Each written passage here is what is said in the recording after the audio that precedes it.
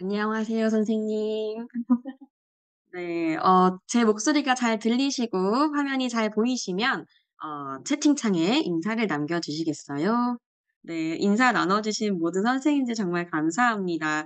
어, 저는 오늘 2022 개정고등학교 인공지능 기초 교과서 활용법의 첫 시작을 맡은 세종과학예술영재학교 정보과학교사 이현아입니다. 만나서 반갑습니다. 네, 제가 PPT를 띄워놓은 화면이 카메라 아래에 있어서 제 시선이 좀 아래쪽에 향하더라도 이해를 해주시고, 가끔 제가 이렇게 눈을 마주치듯이 카메라를 보는 건 약간 쑥스럽긴 합니다만, 네, 제 화면을 보시는 선생님들께서 좀 이렇게 소통하는 느낌을 받으실 수 있다면 조금의 쑥스러움은 좀 참을 수 있을 것 같습니다. 식사는 하셨나요? 오늘 연수가 좀 이제 길게 진행되기 때문에 배를 든든히 채우시고 들으시면 좋을 것 같은데 또 이렇게 식사를 하시면서 또 들으셔도 아주 좋지 않을까 생각을 합니다. 혹시나 어디서 본 것 같은데 싶으시다면 네, 맞을 겁니다. 네, 여러모로 이제 활동을 하면서 우리 인공지능 기초 교과서의 그 여러 가지 활동과 연구 내용들을 토대로 이렇게 좋은 내용을 담고자 노력하였고요. 제가 인공지능과 관련해서 가장 이제 좀 알려진 책은 이제 EBS에서 발행된 수학과 함께하는 AI 기초 책에 참여를 했었습니다. 네, 그래서 그 책을 바탕으로 이제 많은 선생님들이 도움을 받았다라고 얘기를 해주셨는데, 그때만 해도 사실 인공지능 교육이 막 활성화될 때가 아니다 보니까 되게 기초적으로 설명할 때가 많았는데, 지금은요, 진짜 불과 몇 년이 지나지 않았음에도 불구하고 전반적인 인공지능에 대한 소양이 학생들도 그렇고 선생님들도 그렇고 많이 이렇게 올라온 상황입니다. 그런 상황에서 2022 개정에서 인공지능 기초 내용이 좀 바뀌었고 또 우리가 이전 교육과정 2015 개정 고등학교 교육과정에도 인공지능 기초 교육과정이 있었습니다. 그런데 이것이 2022에도 계속 유지되고 있고 또 바뀌어진 부분들도 있습니다. 이것이 의미하는 바는 인공지능이라는 분야가 이제 학교로 들어왔다는 것도 굉장히 중요하고 또 기존에 우리가 중학교에서 블록형 프로그래밍으로 이제 수업을 진행을 하잖아요. 블록형 프로그래밍 언어로 수업을 진행을 했는데 이러한 내용들이 이제 초등으로 많이 내려가고 있습니다. 그리고 기존의 고등학교는 비교적 그 프로그래밍을 블록형 프로그래밍 언어보다는 이제 텍스트 프로그래밍 언어를 쓰면서 수업을 했던 부분이 이제 중학교에서도 영재 학생들을 위한 수업이 아닌 좀 더 관심 있는 방과후 학교로 운영되는 사례들은 종종 있어 왔지만 이 중학교 현장에서도 정보 수업 안에서도 이 텍스트 프로그래밍을 하는 경우를 종종 발견할 수 있을 겁니다. 지금도요. 인제 고등학교 역시도 2022 개정으로 넘어가면서 이렇게 블록형 프로그래밍 언어를 초등에서 배우고 또 중학교에서도 블록형을 다루지만 텍스트형 프로그래밍도 해본 친구들이 고등학교로 오게 되는 거죠. 그리고 이 인공지능 기초육 같은 경우에는 정보 교과와 같이 배운다거나 또는 정보 교과 이후에 배우는 경우들이 있습니다. 그러다 보니 아이들이 텍스트 프로그래밍 언어에 익숙한 상태에서 이 내용을 접하게 된다라는 걸 이번 2022 개정 고등학교 교과서 작업에서의 좀 포인트로 잡았습니다. 그러다 보니까 인공지능 기초 교과서 딱 열어보셨을 때 특히 인제 시마스 출판사의 교과서는 파이썬으로 기반으로 돼 있어 가지고 '어렵네. 파이썬 좀 미루고, 미루고 미뤄 봤는데 안 되겠네.'라는 생각을 하신 분들도 있으실 거예요. 그런데 그러한 두려움을 자신감으로 바뀔 수 있도록 준비한 또 교과서가 이 시마스 교과서이기 때문에 하시다가 어려운 점이 있으시면 언제든지 집필진에게 또는 출판사에게 AS 요청하시면 네, 필요하신 자료를 최대한 제공해 드릴 수 있도록 하면서 또 학생들도 재미있게 쉽게 배울 수 있도록 인공지능 기초 교과서 준비했으니까 같이 인제 3 일간의 연수 들으시면서 그 막막한 두려움 그리고 '이제는 해야 되나?'라는 그러한 시점을 네, 이번 새해를 맞이하여 네, 1 월이니까 새로운 마음으로 함께 같이 시작하면 좋을 것 같습니다. 제가 이렇게 혼자 말을 많이 하고 있는데 아무래도 선생님들께서 많이 들어와 주셨기 때문에 저희가 또 참여에 따른 조그만 선물을 준비했습니다. 그래서 질문을 한번 던져보려고 하는데요. 우리는 왜 인공지능을 배울까요? 여기에서의 우리는 이제 학생이 되겠지만 우리도 사실은 배워야 가르칠 수 있으니까요. 그리고 또 우리는 왜 인공지능을 가르칠까요? 여기에 대해서 한번 생각해 주시고 채팅창에 댓글로 남겨주시길 바랍니다. 기프티콘 하나가 달려 있습니다. 빠르게 응답해 주시는 것도 중요하지만, 네, 좋은 답변을 기다리고 있습니다. 빠르고 좋은 답변들이 올라오고 있네요. 네, 시대의 요구. 아, 중요한 말이죠. 또 앞으로 우리 삶은 인공지능과 뗄래야 뗄 수 없으므로 라는 이야기도 해주셨고요. 조금 더 기다려 볼까요? 두 분 선생님께서 진짜 빠르게 또 좋은 대답을 주셨는데, 음, 지금 입력을 하고 계신 선생님들도 계실 것 같고, 시대가 요구한다라는 것이 굉장히 중요한 포인트이죠. 학교에서 배우는 내용이 바뀌어진다는 건 그만큼 공교육에서 담당해야 되는 부분이, 즉 필수로 다루어져야 하는 부분이 되었다라는 것이고요. 네, 로봇과 공존하는 사회, 편하게 살려고 기술의 발전을 누리는 방법을 알고 활용할 수 있도록 하기 위해. 아, 좋은 답변 많이 주셨습니다. 우리는 인공지능을 활용하는 시대지만 제자들은 인공지능과 함께 살아가는 시대라서 좋은 답변들 정말 많이 주고 계신데요. 네. 아, 기프티콘이 하나밖에 없다는 것이 아쉽습니다. 네. 기프티콘은 맨 처음 보내주셨고 또 더 좋은 답변을 보충해주신 어승우 선생님께 네, 보내드리도록 하겠습니다.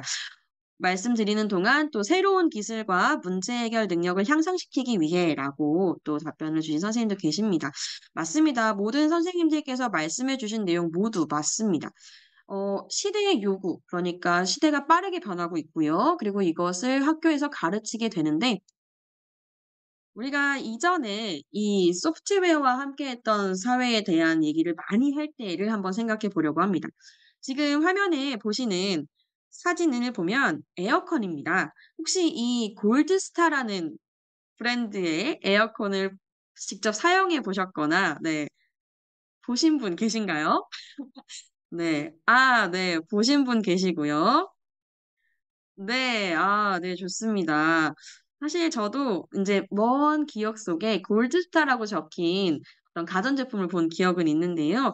지금 보시는 이 자료는 이 45년간 고장이 안 난 그 오래된 에어컨, 벽걸이형 에어컨의 시초라고 합니다. 네, 이것에 대한 내용입니다. 사실 이 에어컨이라고 하면 우리가 찬바람이 나온다라는 것도 굉장히 중요하고 또 희망 온도라는 것이 있어서 지금 온도는 얼마인데 희망 온도는 얼마니까 이렇게 적절한 바람을 내보내자라고 하는 것이 이제 되게 소프트웨어를 사용해서 할 수 있는 대표적인 어떤 프로그램의 예시라고 얘기를 하고 있습니다. 그렇기 때문에 이제 소프트웨어가 사용되지 않는 그런 가전제품 찾기 어렵다라는 그런 접근들을 많이 해 왔죠. 그런데 그것이 채 몇 년 되지 않았는데도 새로운 인공지능에 대한 얘기를 많이 하고 있습니다. 사실 이 인공지능은 우리 일상생활에 이미 깊숙이 들어와 있고요. 우리가 조금 전문가로서 네, 생각해 봐야 할 것이 기존의 소프트웨어를 강조하는 것과 이 인공지능에 강조하는 것의 차이가 무엇인지를 좀 인지할 필요도 있습니다. 그래서 당연히 이제 소프트웨어에 대한 중요성은 많이 인지하고 있는데 이 인공지능에 대해서 우리가 배워야 하는가에 대한 거는 조금 어렵게만 느껴지는 경우들도 있거든요. 특히 학생이나 학부모님들도 그렇고요. 그런데 현재 이 인공지능 기술이 에어컨과 접목이 됐을 때 할 수 있는 범위는 이제 스마트 홈케어라는 말을 많이 쓰죠. 그리고 인공지능이 접목되면 이런 게 가능합니다. 실시간으로 사용자가, 그러니까 사람이 어디에 있는지가 감지가 되고요. 또 가전이 또 가구가 어디에 배치되어 있는지를 감지해서 이 단순히 이 희망 온도와 지금 현재 온도에 대한 차이만을 얘기하는 것이 아니라 실시간의 객체 감지, 그리고 공간에 대한 걸 고려해 가지고 가장 효율적인 에너지까지 고려한 그러한 냉난방이 가능한 제품으로 나오고 있습니다. 그리고 냉방, 난방, 뭐 제습 공기청정까지 이제 하나의 제품에서 모두 다 가능하다라는 것까지 강조를 하고 있죠.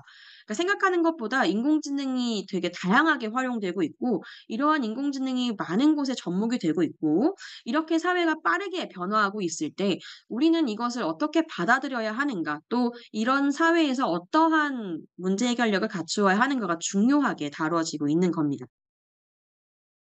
보시는 화면에서 나온 작품은요. 이미 많은 분들이 또 알고 계실 수 있는데요. 굉장히 잘 그려진 작품이죠. 이 작품은요. 미국에서 이루어졌던 예술 공모전에서 1 위를 차지한 작품입니다.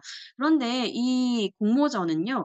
기술을 사용해서 "작품을 만들어도 됩니다."라는 게 허용되어 있었어요. 그리고 이 작품에 대한 작품에 대해서 제출을 할 때도 "이 작품은 미드저니를 활용해서 만들었습니다."를 명시해서 제출하였습니다.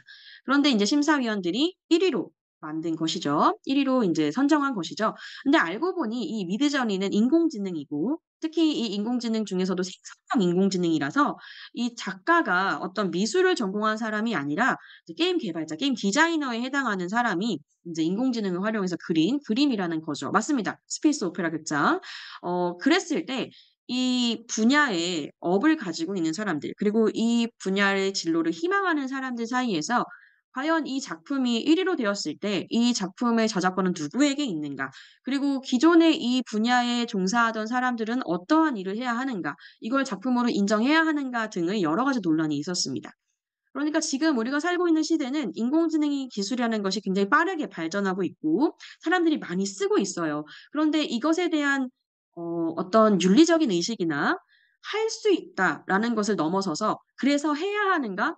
또는 '이것을 어떻게 받아들여야 하는가.'라는 인식은 아직 자리 잡지 못한 상황입니다. 그리고 공통적으로 우리가 지켜야 할 어떤 인식에 대해서도 좀 정립이 잘 안 되어 있는 상황이기도 하죠. 어떻게 보면 굉장히 혼란스러운 상황입니다. 그렇기 때문에 이 인공지능 기초라는 교과목에서는 단순히 인공지능 기술의 발전만을 얘기하기보다는 이러한 인공지능 기술을 우리가 어떻게 받아들이고 또 어떠한 마음가짐을 가지고 활용해야 하는가에 대해서도 반드시 다루어 줘야 할 필요가 있습니다. "미래의 인간에게 인공지능은 마치 제2의 땡땡과 같을 것이다."라는 말을 한 미래학자가 있습니다. 어 지금 제가 첫 번째 질문에서 아쉬워하는 마음을 인제 시마스 측에서 알아주시고 기프티콘을 몇 개 더 주셨어요. 네. 이 땡땡에 들어갈 게 무엇일까요? 한번 댓글로 남겨 주시겠어요? 음. "미래의 인간에게 인공지능은 마치 제2의 원유, 사람, 전기." 네. 세 분께서 빠르게 올려주셨는데요. 정답이 이 중에 있습니다. 네. "미래의 인간에게 인공지능은 마치 제2의 전기와 같을 것이다." 라는 말을 미래학자 마틴 포드가 했다고 합니다. 한규원 선생님 축하드립니다. 네. 전기가 없는 삶을 우리는 지금 상상할 수 없습니다. 특히 전기를 넘어서서 이제는 인터넷이 안 되는 와이파이가 없는 이런 세상도 사실은 굉장히 상상하기 어렵죠.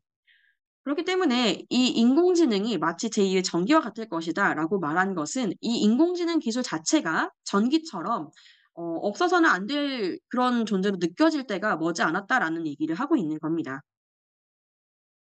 이러한 삶에서 학교에서는 무엇을 가르쳐야 하는가?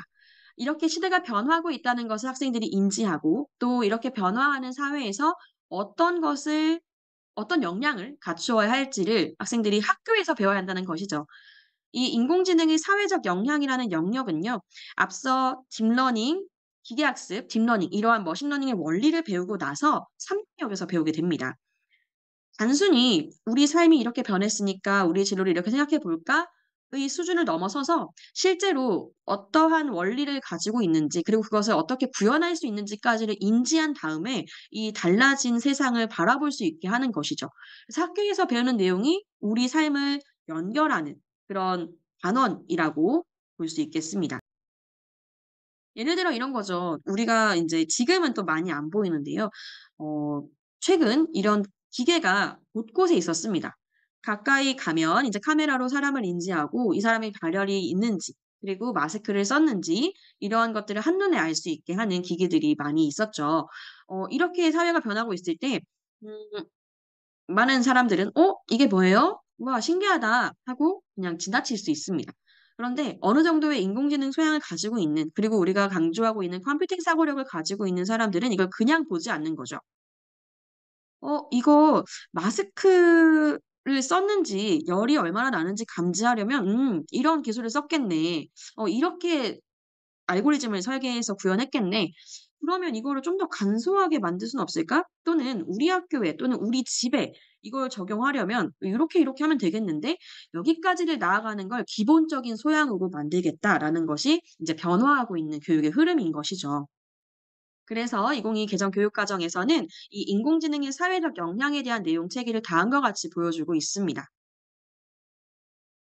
여기에서 보시면 인공지능의 발전과 사회 변화를 다루고 있고요. 그리고 여기에 따라서 우리가 어떤 식으로 진로를 설계해야 하는지를 같이 얘기합니다. 왜냐하면 기술이 발전함으로써 사회가 변화한다는 것은 어떠한 산업이 변화한다는 걸 의미하잖아요. 그렇기 때문에 그러한 산업의 변화는 직업의 양상의 변화를 불러일으킬 수밖에 없습니다. 그리고 이렇게 직업적으로 가게 되면 원래 사람이 하던 일을 기계가 대신하게 되면서 그럼 사람은 무엇을 해야 하지? 그리고 이러한 기술을 어떻게 써야 하지라는 흐름으로 넘어갈 수밖에 없기 때문에 인공지능 윤리로 넘어가게 되는데요. 이렇게 인공지능과 인간의 공존 반응을 탐색하고 갈등 상황이 생겼을 때 어떤 걸 기준으로 봐야 할지를 함께 공부하고 있는 단원이 바로 이 인공지능의 사회적 영향 단원인 겁니다. 그리고 2022 개정 교육 과정에서는 이 가치 태도를 굉장히 강조하고 있죠. 그래서 '인공지능이 마냥 좋은 것일까?'라는 질문을 던질 수 있는 그러한 영역이고요. 이것이 나의 미래에, 나의 진로에는 어떤 영향을 줄까를 좀 심도 있게 고민할 수 있는 그런 내용입니다. 그래서 앞서 딥러닝 기계학습 어제 인제 연수로 들으셨을 텐데요. 그러한 기술을 알고 이러한 고민을 하는 것과 그냥 좀 피상적으로 고민을 하는 것은 수준이 좀 다르죠. 그래서 이 3 영역에서는 기계학습과 딥러닝의 원리를 구체적으로 알고 이 고민을 할 수 있는 굉장히 중요한 그런 내용이라고 보시면 되겠습니다. 그러면 이 내용이 중요한 건 알겠고 왜 가르쳐야 되는지 좀 감이 오는데 학생들한테는 어떻게 이걸 잘 알려줄 수 있을까? 어떻게 학생들에게도 '이게 정말 중요해, 필요해.'를 공감시킬 수 있을까? 이해시킬 수 있을까? 고민해 봤습니다. 사실 우리는 이미 이것에 대한 고민을 해본 적이 있고요. 지금도 굉장히 많이 하고 계실 거예요. 이 교과서를 중심으로 제가 소개해 드리고 싶은 내용은 선생님들께서 이미 들어보신 적 있으실 겁니다. 켈러의 ARCS 동기 이론을 바탕으로 좀 이야기를 해 보려고 합니다. 먼저 첫 번째 A는요. 주의 집중이죠. attention에 대한 내용인데요. 어 학생들의 주의를 집중시키는 건 굉장히 중요합니다. 특히 요즘과 같은 숏폼 시대에는 더욱더 그렇죠.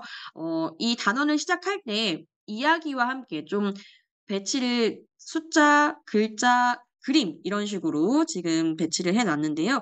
짧은 이야기를 통해서 마치 숏폼과 같이 구성한 이러한 내용들로 "자율주행 자동차의 사고는 누가 책임질까요?"라는 걸 바탕으로 시작합니다. 선생님들 좋아하실지 모르겠지만 꼬리에 꼬리를 무는 이야기 꼬꼬무와 같은 시작이죠.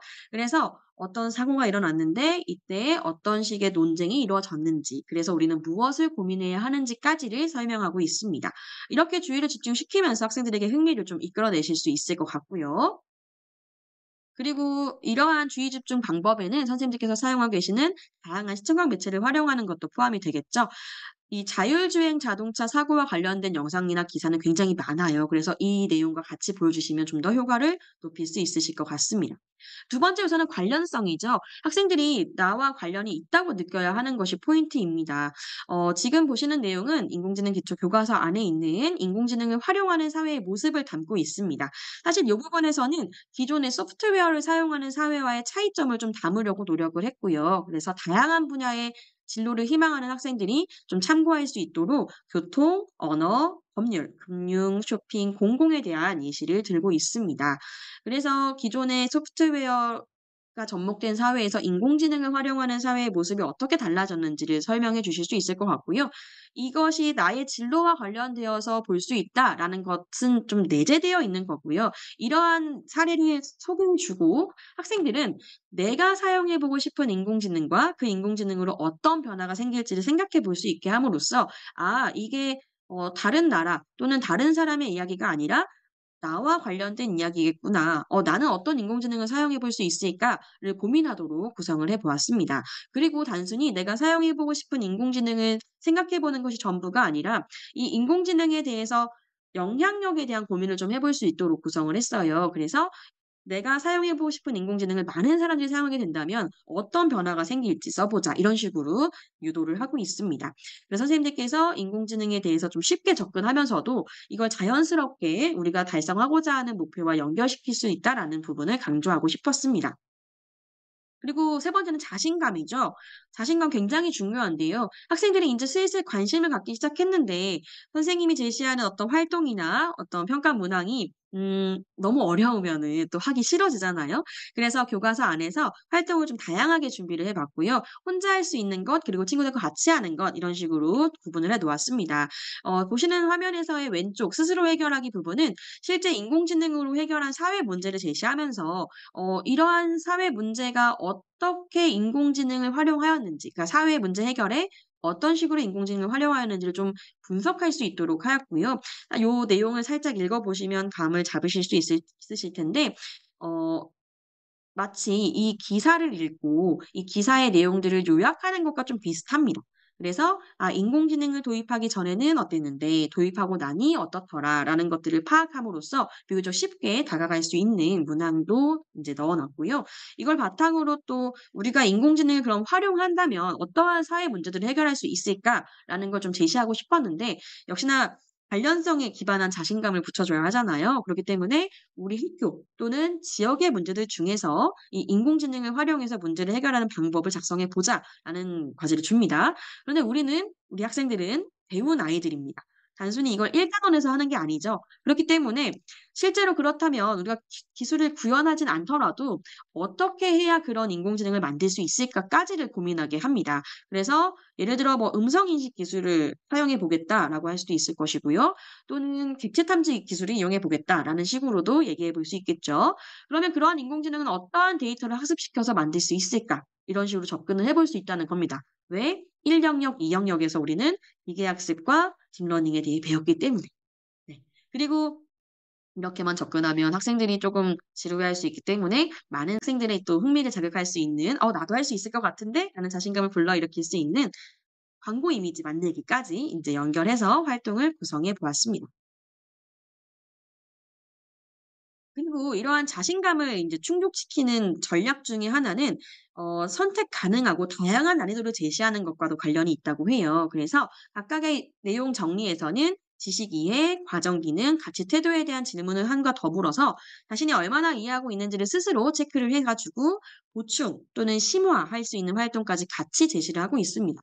이 모든 교과서의 내용들을 다 하실 필요는 없지만 어떤 학생들이 얼마나 수준을 가지고 있는지에 따라서 보충 심화 활동 중에 선택해서 진행하실 수도 있을 것이고요. 또는 인제 과제로 제시를 해 보실 수도 있을 것 같고요. 쪼끔 더 인제 마음에 드는 활동이 있으시다면 수행 평가와도 연결시켜서 해 보실 수 있을 것 같아요. 그래서 학생들의 자신감을 좀 불어넣을 수 있는 식으로 구성을 해 두었습니다.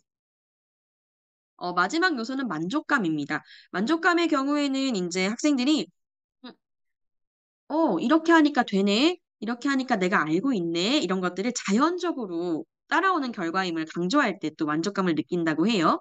그래서 지금까지 인제 앞에서 어떠한 변화가 이루어졌고 그래서 진로는 어떻게 바뀌고 이런 내용들을 다루고 있거든요. 지금 보시는 이 활동은 어 인공지능의 사회적 영향에서 사회의 변화와 진로에 대한 탐색의 맨 마지막에 들어오는 내용입니다. 그래서 '아 이렇게 변화가 있고 이렇게 진로가 바뀌었는데 그러면 내가 희망하는 진로 분야에서는 어떤 변화가 있을까?'라는 것으로 고민해 보게 하는 거죠. 근데 이것을 마치 포켓몬 카드, 유희왕 카드 만들듯이 각각의 직업의 카드를 만드는 거예요. 그래서 직업 이름을 쓰고 하는 일을 조사하고 그리고 그것에 대해서 공부할 수 있는 관련 학과 그러니까 진학과 관련해서 관련 학과도 한번 찾아보고 이 직업에서 인공지능을 활용한다면 어떤 식으로 이 직업이 변화할까에 대한 긍정적, 부정적 측면을 적어 보게 하는 거죠. 그래서 이제 지도서와 함께 보신다면 이 내용이 메모지, 카드 등을 준비하세요라고 해 놓은 이유가 있어요. 그래서 이런 식으로 책에다 쓰고 끝이 아니라 인제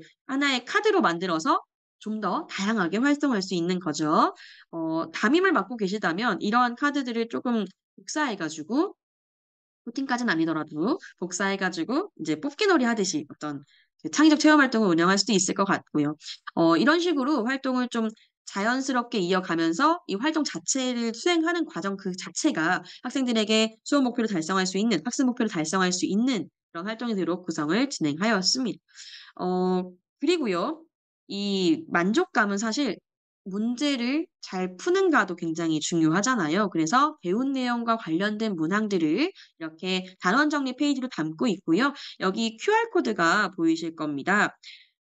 QR코드를 보시면 아, 이게 뭐지? 이거 답을 넣어 놓은 건가 생각하실 수 있는데요. 이러한 문항은 이제 수업이 끝나고 또는 수업 전후로 간단하게 해볼 수 있는 그런 만족감을 높일 수 있는 문항이라면 이 QR코드를 따라 들어가 보셨을 때 나오는 문항들은 조금 더 평가에 사용할 수 있는 그런 문항 등을 담고 있습니다. 그래서 책에 보이는 것이 다가 아닌 그런 교과서예요. 그래서 여기 QR코드에 들어가 보시면 실제로 학생들이 좀 더 공부를 해나갈 수 있는 그런 문항들을 준비하였고 선생님과 학생이 모두 공유할 수 있는 그런 교육 자료이기 때문에 선생님께서 평가 문항을 만드실 때도 충분히 활용하실 수 있을 것 같고요. 네, 이런 식으로 만족감을 높일 수 있는 학생들의 동기를 끌어올 수 있는 그런 교과서를 만들고자 노력을 하였습니다. 지금까지 제가 켈러의 ARCS 동기 이론을 기반으로 우리 인공지능 기초 교과서를 설명을 했는데요. 이게 단순히 교과서가 이런 원리로 쓰여졌습니다라는 걸 강조하는 것도 물론 있는데요.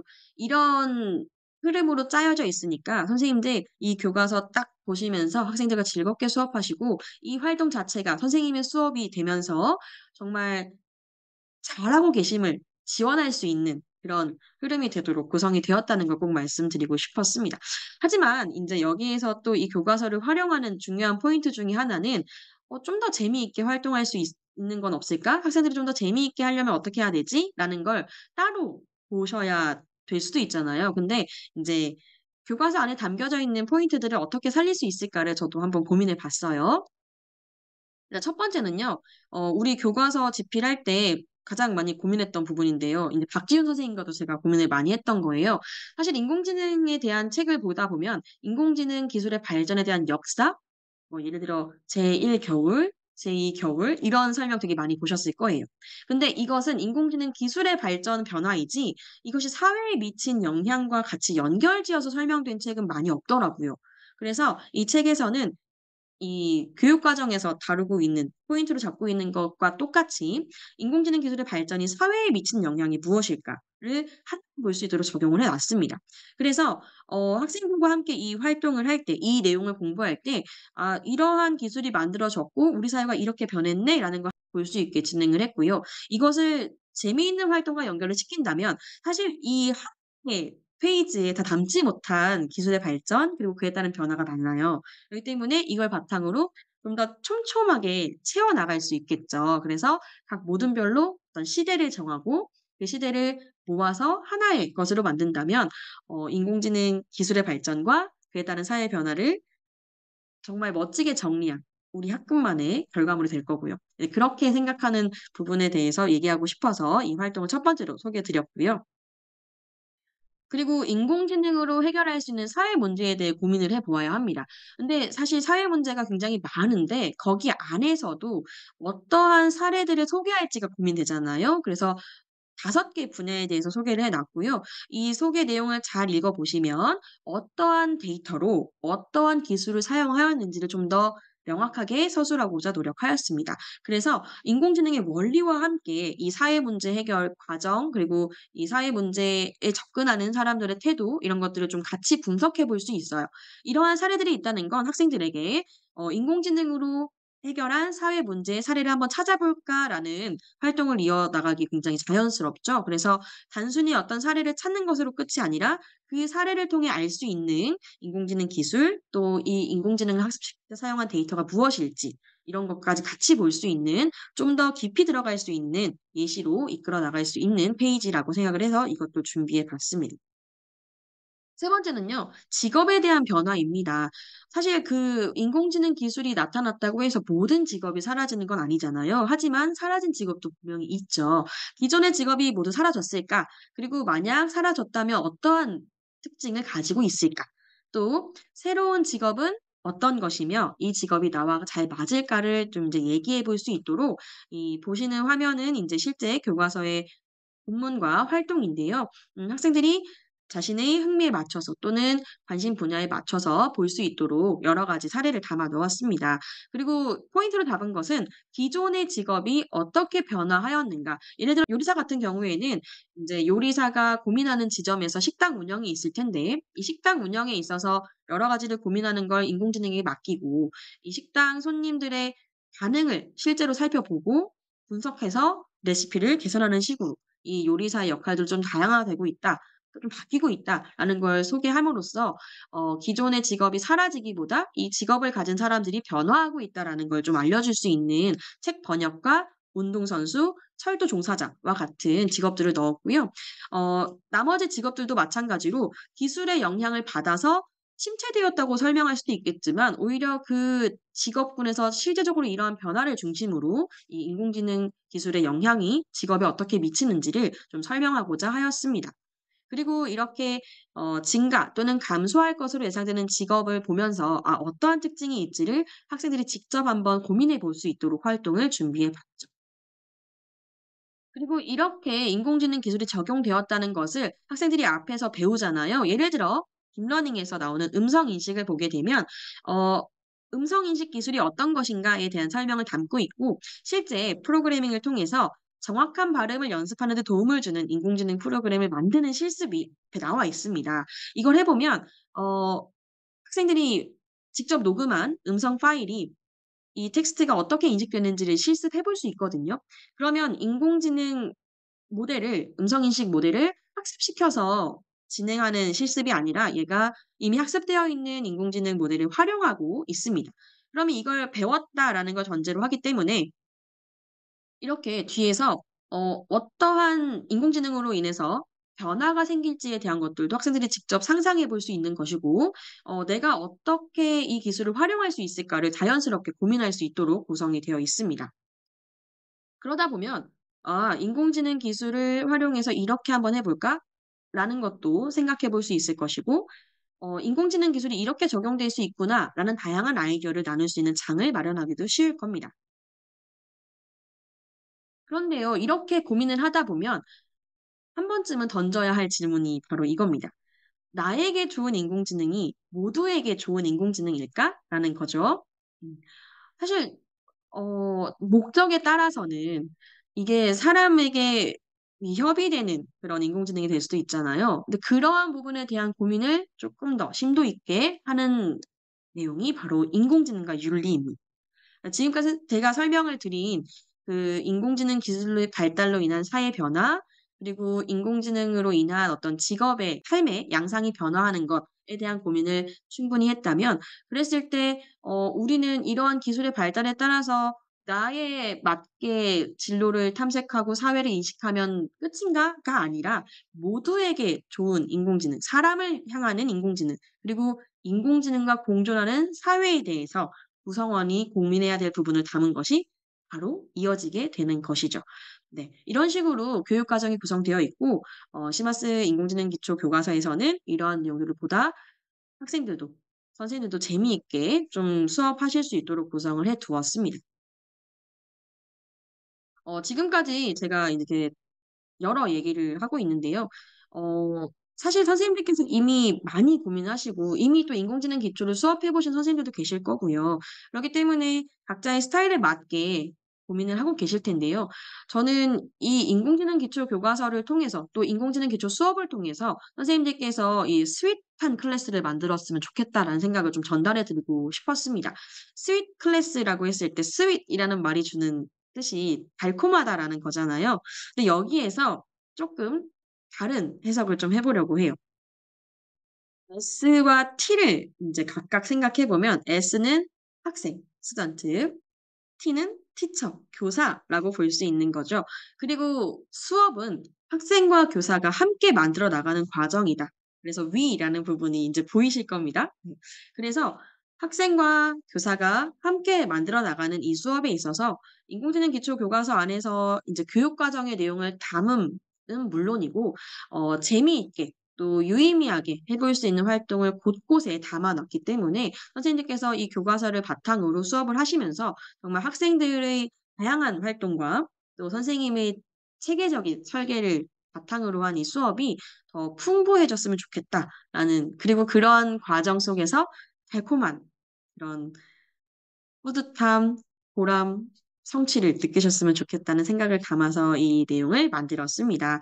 그렇기 때문에 선생님들께서 이어지는 연수들에서 조금 더 좋은 얘기들이, 구체적인 얘기들이 많이 이어지거든요. 그걸 바탕으로 더 좋은 수업을 만드는데 이 연수가 도움이 되었으면 좋겠습니다.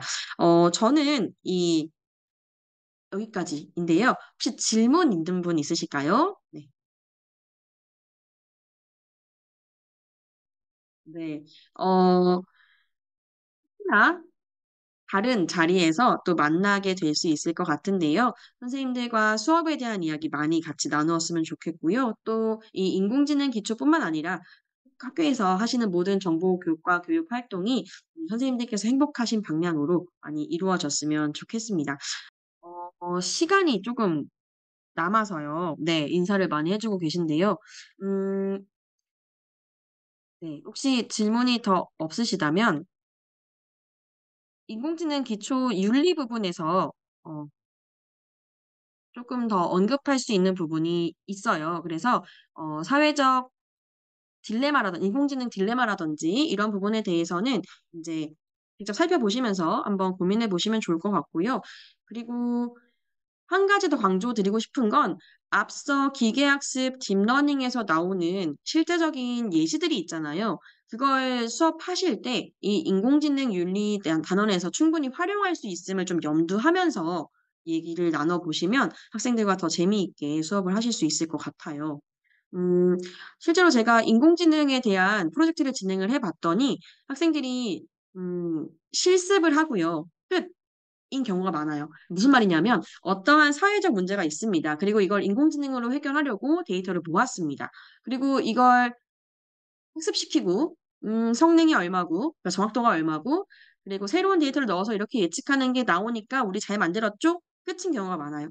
근데 이 윤리 부분을 좀 강조해서 얘기할 수 있는 포인트는 뭐냐 하면 학생들이 그렇게 실습을 하고 끝내는 것이 아니라 그래서 이 인공지능이 사회에 미치는 영향은 무엇일까를 한 번 더 고민할 수 있도록 질문을 던져주시는 게 굉장히 중요할 것 같아요.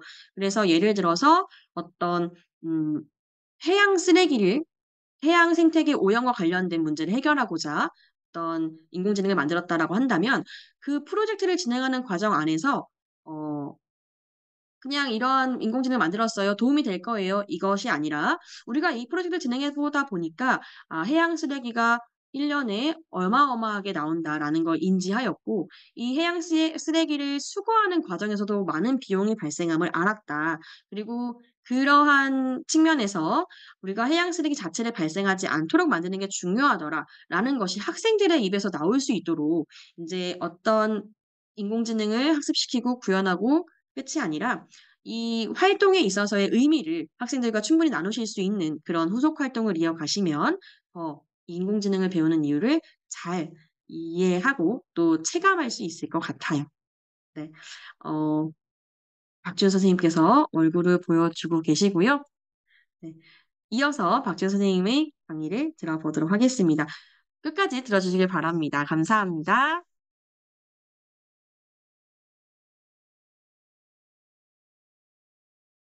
네, 안녕하세요. 저는 대전과학고 정보교사 박지훈이라고 합니다. 들리시죠?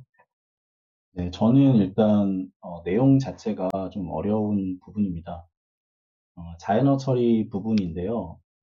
사실 여기를 어떻게 해야 될지 사실 좀 고민이긴 한데요. 제가 설명을 제대로 할 수 있을지, 그러니까 시간 내에 다 할 수 있을지도 일단 잘 모르겠고요. 만약에 오늘 하다가 제가 내일도 있어서요. 만약에 오늘 하다가 잘리면 내일 이어서 하고요.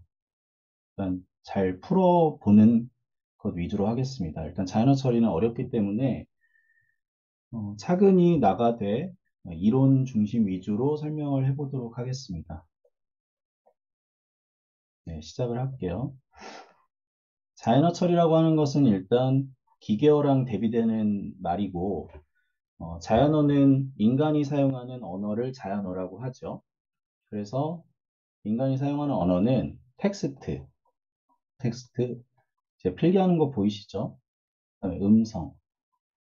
이거를 기계가 어떻게 이해하게 할 것인가에 대한 문제입니다.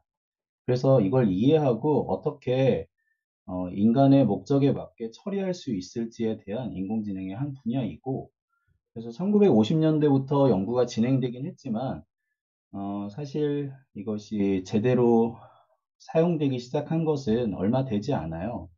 그래서 다른 영역, 특히 뭐 기계학습, 그 다음에 컴퓨터 비전, 그 다음에 NLP, 자연어 처리 이 부분 중에서 NLP가 가장 연구할 부분이 많다라고 저는 대학원 때 배웠고, 그래서 컴퓨터 비전 같은 경우는 사실 전자공학과에서 많이 다루고 있고요. 연구가 많이 진행되고 있어요. 근데 자연어 처리는 늦게 시작했음에도 불구하고 지금 가장 인기가 많은 분야 중에 하나이죠.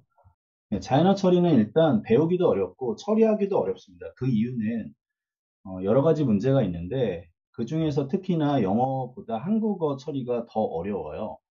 한국어는 영어에 비해서 훨씬 더 어려운데 그 이유가 있는데 한국어는 영어에 비해서 순서가 고정되어 있지 않죠. 그러니까 나는 밥을 먹으러 간다, 밥을 먹으러 간다, 나는 간다, 밥을 먹으러. 뭐 이렇게 써도 다 알아듣잖아요. 어떤 사람은 이렇게 쓰고, 어떤 사람은 이렇게 쓰고, 어떤 사람은 이렇게 쓰죠. 영어는 이렇지 않아요. 그쵸? 그래서 유연한 단어의 순서가 기계로 하여금 굉장히 이해하기 힘들게 만들고요. 그다음에 띄어쓰기가 있긴 하지만 제대로 지켜지지가 않고 있습니다. 이것도 기계 입장에서 굉장히 어렵고요. 교차국어입니다, 한국어는. 그래서 교차국어가 이런 언어들이 있는데, 이런 언어는 이 어간 뒤에 접사가 무엇이 붙냐에 따라서 해석이 달라지기 때문에 이 교차어라는 특징이 있어서 자연어 처리는 영어도 어렵지만 특히 한국어가 잘 안 되는 이유가 뭐 우리나라 기업이 뭐 잘 못한다가 아니라 그냥 한국어가 그냥 어렵다고 생각을 하시면 될 것 같습니다. 이 정도는 이해를 하시면 좋을 것 같고요. 자연어 처리는 두 가지 분야가 있습니다. 언어 이해와 언어 생성. 그래서 지금 언어 이해와 언어 생성 중에서 가장 유명한 것이 선생님들이 잘 아시는 이제 챗GPT와 같은 생성형 언어 모델이 가장 유명하고 자연어 처리는 기본적으로 언어 이해와 언어 생성을 다루는 분야이고 이 부분에 대해서 어떻게 기계가 이해하고 처리하는지를 지금부터 잘 살펴보도록 하겠습니다. 자연어 처리는 앞에서 말씀드렸듯이 음성과 텍스트예요. 근데 이 부분에서는 교재뿐만 아니라 그 다음에 뭐 어디 뭐 대학원에 가서 배우시더라도 음성보다는 텍스트 위주로 배웁니다. 그래서 저희 책에 음성도 있긴 하지만 저는 텍스트 위주로 이제 설명을 드릴 거고요. 여기에 지금 보시면 챗봇이 텍스트 챗봇도 있지만 음성 챗봇도 있죠. 여기는 음성 챗봇에 대한 이야기이고 음성을 인식을 하면 얘가 언어 이해를 통해서 이제 문장에 대한 해석을 하죠. 그런 다음에 검색을 하고요. 이해한 것을 바탕으로 검색을 해서 언어를 생성을 해서 다시 음성 합성을 통해서 사람에게 들려주게 되죠. 그래서 언어 이해와 언어 생성이 우리가 기계와 대화하기 위한 중요한 부분이다라는 것을 다시 한번 말씀을 드립니다. 그러면 이제 자연어 처리에서 중요한 부분이 이거예요. 기계가 이해하기 위해서 이해와 생성이라고 했는데요. 생성은 좀 뒤에서 보고요. 이해를 조금 잘 하시면 될 것 같아요. 그러니까 기계가 어떻게 우리의 텍스트를 잘 이해하는지 이해하기 위해선 두 가지가 필요합니다. 일단 숫자로 변환을 해야 돼요. 이 숫자는 단어를 숫자로 변환하는 거죠. 그래서 단어를 숫자로 변환할 때 여러 가지 방법이 있는데 어떤 방법을 쓰냐에 따라서 성능이 굉장히 차이가 많이 납니다. 그리고 이것을 숫자로 이해한 다음에 모델에 집어넣을 건데 모델은 사실 종류가 굉장히 많은데 이거는 하나의 예예요. 뒤에 제가 자세히 다른 모델을 더 설명해 드릴 건데 그래서 자연어 처리를 이해하시거나 그 다음에 학생들에게 가르치실 때 일단 우리가 사용하는 이 텍스트에 있는 이 단어들을 어떻게 숫자로 변환할 것인가 그 다음에 이걸 숫자로 변환했으면 이것을 어떤 모델을 통해서 처리할 것인가. 이 두 가지를 같이 공부하셔야 됩니다. 이 중에서 대표적으로 원하드 인코딩과 워드 임베딩을 넣었는데 사실 여기 한 가지가 더 있고요. 뭐 여러 가지 방법들이 있지만 대표적인 방법만 넣습니다. 그래서 이 방법들에 대해서 뒤에서 보겠습니다. 자, 첫 번째로 이제 이해를 하기 위해서 어떻게 하면 우리가 쓰는 텍스트를 숫자로 변환할까? 세 가지 방법이 있습니다. 첫 번째, 두 번째, 세 번째. 뒤에 나오니까 볼게요. 자, 요게 세 가지입니다. 자, 인덱스로 표현, 그 다음에 희소 표현, 밀집 표현. 인덱스로 표현은 예를 들어 좋은 친구는 별처럼 삶을 빛나게 해. 이 문장을 기계한테 집어넣어서 이게 무슨 뜻인지 이해시키려면 첫 번째로는 여기에 있는 단어들을 전부 다 숫자로 변환을 해야 되죠. 숫자로 변환하는 방법이 세 가지가 있다는 말입니다. 그래서 좋은은 0으로 바꾸고 친구는 1, 별처럼 2 이렇게 해서 5까지 변환을 시켰다라고 하고 이걸 인덱스 표현이라고 합니다. 굉장히 쉽게 변환을 할 수 있겠죠. 근데 이렇게 변환하는 방법은 자연어 처리에서 성능이 좋지가 않아요. 그 이유에 대해서 말씀을 드리면 예를 들어 조은과 친구는 왜 유클리디안 디스턴스가 1이 나는데 얘는 왜 2가 나고 그 다음에 얘와 얘는 왜 거리가 5일까요? 그러니까 거리의 왜곡이 생기는 순간 사실 KNN 같은 경우를 보시면 알겠듯이 이게 거리에 따라서 뭔가 분석을 하는 모델이잖아요. 근데 이 여기에 단어를 이렇게 고유한 값으로 부여하는 순간 유클리디안 디스턴스가 그러니까 유클리디안 거리가 이렇게 왜곡이 되니까 문제가 있습니다. 성능이 안 좋아서 원핫 인코딩을 씁니다. 이 원핫 인코딩은 이게 조은이고 이게 친구는이고 이게 별처럼 그 다음에 삶을 빛나게 해 라고 해서 희소 표현으로 그러니까 하나만 일이 있으니까 희소 표현이죠. 단어가 지금 하나 둘 셋 넷 다섯 여섯 개 있는데 여섯 개의 고정된 길이에서 하나만 일로 표현하는 것이 원핫 인코딩이죠.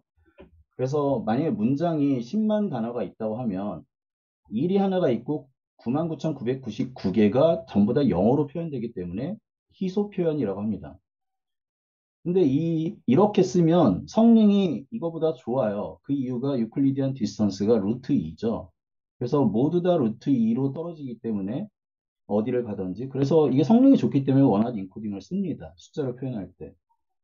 그런데 이게 뒤에서 배웠겠지만 이거는 아까 전에 말씀드렸듯이 10만 개의 단어가 있을 때 하나만 1이고 전부 다 0이다. 메모리 낭비일 뿐만 아니라 또 다른 문제도 있어요. 그래서 이거를 차원을 줄여서 하나에만 1을 표시하지 말고 하나에만 정보를 표시하지 말고 여러 개 나눠서 표현하자라는 것이 밀집 표현입니다.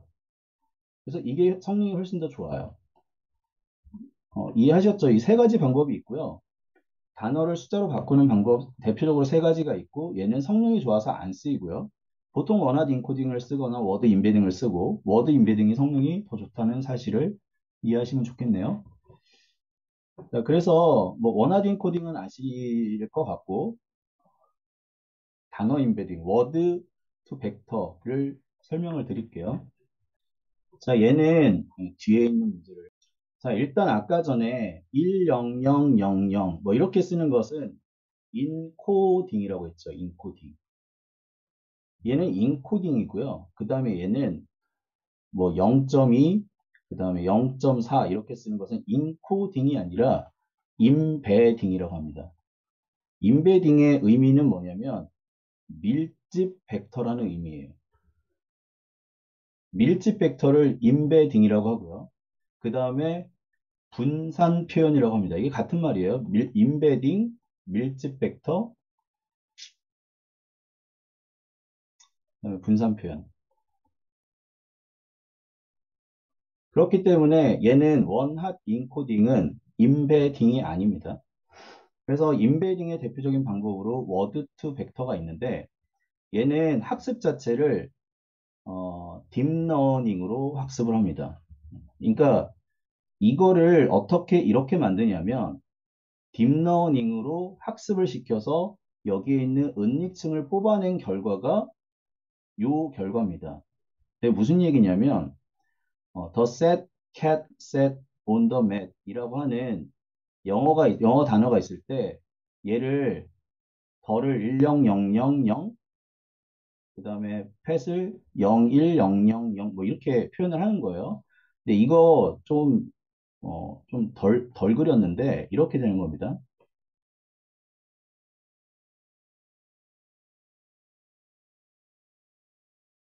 그러니까 여기가 더고요. 중심 단어가 set이라고 했을 때 글자가 자꾸 날라다니네. set이라고 했을 때 여기가 fat 언제 끝날지 모르겠네요. cat, on, 더, mat도 있겠네요. mat. 이렇게 해서요. 여기 이렇게 입력으로 이렇게 주고요. 그 다음에 소프트맥스를 통과시켜갖고 학습을 시켜요. 그래서 이런 식으로 학습을 시킨다는 거에 지금 하나만 보여드리고 있는 겁니다. 그러면 얘가 오차를 줄이기 위해서 백프로포게이션 막 쭉쭉 왔다 갔다 하면서 은닉층이 완성이 될 거잖아요. 이 은닉층을 뽑아낸 것이 임베딩이에요. 그래서 분산 표현하는 방식 요것은 그냥 임의대로 작성한 것이 아니라 여기에 주변 단어를 넣고요. 그 다음에 중심 단어를 넣어요. 이거는 항상 바뀌어요. 첫 번째가 여기가 더잖아요. 그러면 여기에 뭐 셋이 들어가요. 그러니까 여러 번 하는 거죠. 그 다음에 여기가 fat이라면 뭐 더가 들어가겠죠. 여기가 fat이 들어가고 set 이렇게 이래서 이걸 여러 번 학습시켜 가지고 set 이전과 이후에 있는 셋에는 뭐가 많이, 이전과 이후에는 뭐가 많이 등장한다는 그런 의미 간의 관계까지 학습을 시키는 어떤 숫자를 뽑아내는 것이 임베딩이라고요. 이 임베딩은 그냥 단순히 어떤 단어가 있을 때 이거를 그냥 정보를 1, 나머지 0 이렇게 쓰는 거에 비해서 학습을 시켜서 뽑아낸 결과이기 때문에 이 자체로 굉장한 의미가 있고 그 다음에 얘는 이 단어는 어떤 단어랑 많이 쓰이는가를 알고 있는 이러한 숫자로 뽑아내는 것이 임베딩이라고요. 그래서 이 임베딩의 성능이 굉장히 좋아요. 그래서 지금과 같은 챗GPT를 만들어낼 수 있는 원동력이 이런 워드 임베딩을 잘 만들었기 때문에 그렇다고 합니다. 자, 얘는 이 자체로도 많이 쓰이긴 하지만, 예를 들어 여기에, 딥러닝 모델에 원하드 인코딩을 그냥 넣을 수도 있겠죠, 인풋으로. 그런데 이 임베딩으로 된 이 결과들을 인풋으로 넣는 순간 딥러닝 모델이 더 강력해진다고요. 이해가 되시죠? 자, 그래서 이거를 한번 보시면 이걸 실습을 한번 해볼게요. 요거, 요거 사이트 한번 제가 링크를 드릴 테니 이거 한번 들어가 보시죠. 자, 여기 들어가시면 많이 보셨을 건데, 이게 임베딩된, 학습이 완료된 결과예요. 그래서 얘는 여기에 코리안, 이라고 쓰면은, 코리안은 어떤 단어랑 비슷한 느낌을 가지고 있어를 얘가 의미를 파악하고 있습니다. 그러면서, 어, 인풋, 입력값 자체가 다른 거죠. 무슨 말인지 이해가 되실 것 같습니다. 자, 그 다음에 단어를 숫자로 표현하기는 여기에 제가 링크를 두 개를 걸어 놨는데 링크를 좀 주시겠어요? 네, 링크를 제가 일단 드려보면 두 개인데요. 실습을 좀 해보시면 좋을 것 같아요. 제가 지금 할 시간이 없어서 차근차근히 한번 해보시죠. 그래서 요거를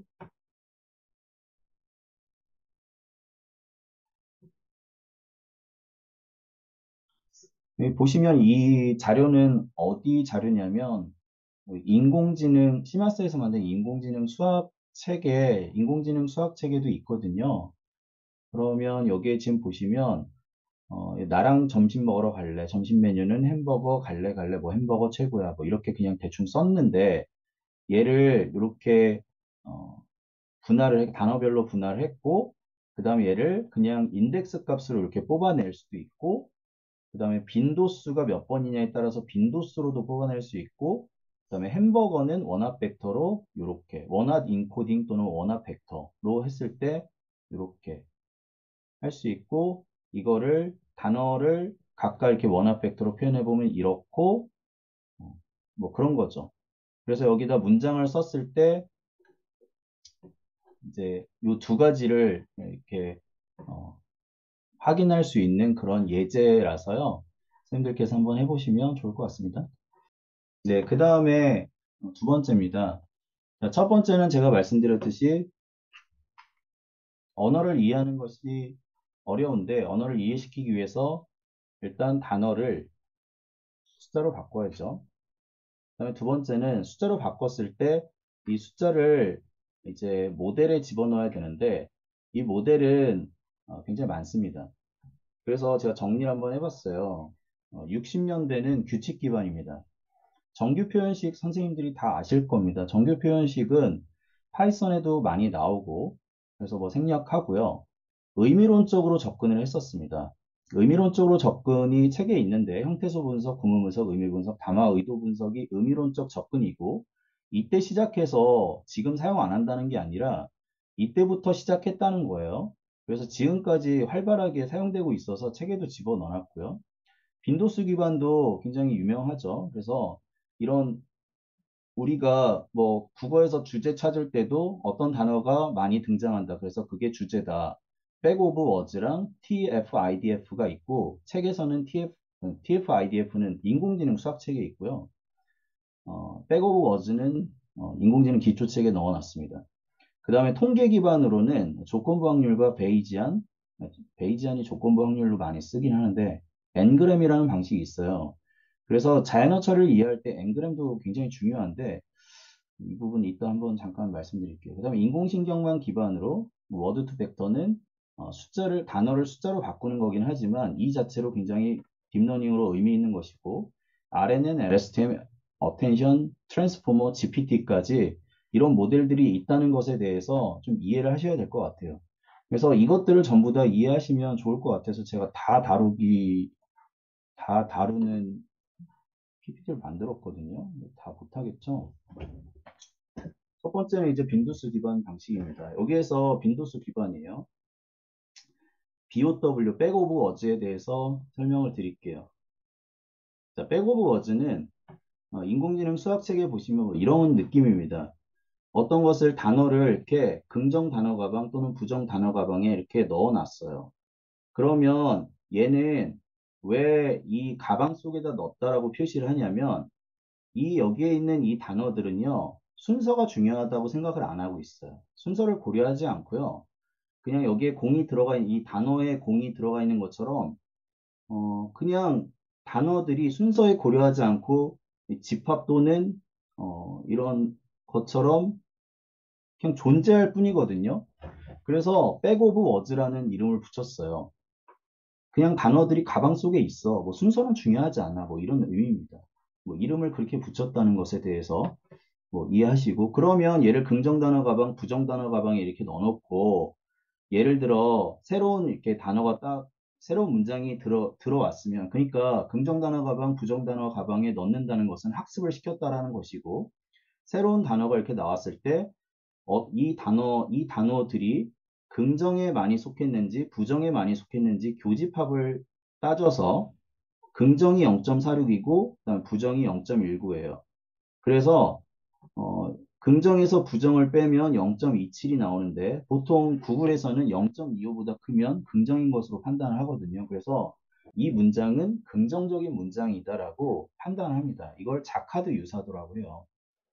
그래서 백 오브 워즈는 철저하게 문장에서 단어를 숫자로 이제 바꾸죠. 그러니까 얘가 사실 단어로 나열 돼 있지만 사실 숫자예요. 그럼 이 숫자를 어떻게 분석하냐면 이해하기 위해서 어떻게 분석하냐면 빈도수로 분석한다. 당연히 빈도수가 높은 것이 많은 것이 주제어이고 그 다음에 감정 분석 같은 경우는 이 감정이라는 두 개의 바구니 또는 가방 속에 담아서 어떤 것이 더 많은지를 교집합으로 따져서 자카드 유사도를 통해서 이해를 시킨다. 뭐 이런 의미입니다. 네, 그래서 이런 단어들이 얼마나 등장하는지 이렇게 빈도수를 이렇게 나열을 하고요. 그래서 이 빈도수에 따라서 배우라는 말이 들어있으니까 연예이고, 그 다음에 여기는 경제, 기업이 많이 들어가 있으니까 경제로 이제 분류를 하고, 문서 3에서는 선수 경기이니까 스포츠로 분류할 수 있다. 그래서 너무나 당연하면서도 쉬운 방법이 빈도수를 이용한 방법입니다. 자, 얘는 이제 빈도수를 이용해서 시각화를 많이 저희가 하고 있죠. 그래서 막대 그래프로도 할 수도 있고, 원 그래프로 할 수도 있고, 그 다음에 워드 클라우드도 이렇게 할 수 있다는 것에 대해서 말씀을 드리고, 자, 얘의 문제점이 있습니다. BOW, 백 오브 워즈의 문제점이 뭐냐면, 어와 더가, 을과 다가 문장에서 많이 등장했기 때문에 이걸 가장 중요한 단어라고 이해한다는 얘기입니다. 그게 굉장히 큰 문제죠. 근데 어쩔 수가 없어요. 많이 등장했으니까 중요하다고 여기는 거죠. 그런데 이게 문제가 있다. 그래서 TF-IDF가 나왔습니다. TF-IDF는 이런 거는 중요하지 않잖아. 너무 많이 등장하는데 중요하지 않은 건데 이걸 왜 중요한 단어라고 해? 그 문제가 있잖아 라고 해서 하는 건데 인공지능 수학에 있으니까 선생님들도 좀 알아두시면 좋을 것 같아요. 고등학교 인공지능 수학에 나옵니다. 그래서 예를 들어 예시입니다. 문장 1과 문장 3만 볼게요. 하늘이 파랗고 날씨가 좋고 하늘에 구름이 없다. 그래서 TF만 따지는 것이 TF만 따지는 것이 BOW예요. 백 오브 워즈고요. 여기에 이제 문장에서 너무나 많이 등장한 거는 IDF 역수로 나눠 가지고 그러니까 TF 자주 등장하긴 하지만 문장마다 너무나 많이 등장하면 IDF로 나눠주자 뭐 이런 개념이에요. 네, 여기에 1 플러스를 한 것은 안 나올 수도 있으니까 얘가 0이 되는 것을 방지하는 의미고요. 로그를 씌운 것은 얘가 숫자 값이 너무나 커질 수 있어서 로그를 씁니다. 자, 여기 보시면 하늘이 문장 1에서 2번 등장했어요. TF. 그 다음에 겨울이 2번 등장했어요. 그래서 여기 지금 오면 문장 1에서는 하늘, 그 다음에 이가 중요한 단어라고 생각을 했습니다. 그러니까 BOW일 때 말입니다. 그 다음에 문장 4에서는 겨울 오면 얘가 중요하다고 생각을 했어요. 근데 IDF까지 넣으면 여기 이라는 것은 사실 중요한 단어가 아니잖아요. 근데 여기 지금 보시면 이가 여기에도 있고 여기도 이가 있죠. 그래서 하늘은 여기에 문장 1에서만 등장하고 문장 2에는 등장하지 않기 때문에 여기에 이를 넣었고요. 그 다음에 이는 여기도 등장하고 여기도 등장하니까 2번 등장하니까 2를 넣었어요. 그래서 얘가 0.36으로 낮아져요. 문장 가운데 2가 너무나 많이 등장을 했기 때문에. 그래서 TF-IDF를 적용해 보면 하늘이 가장 중요한 단어로 바뀝니다. TF일 때는 하늘, 이 두 개가 중요했는데 TF-IDF를 이용하면 얘가 중요하지 않게 나온다고.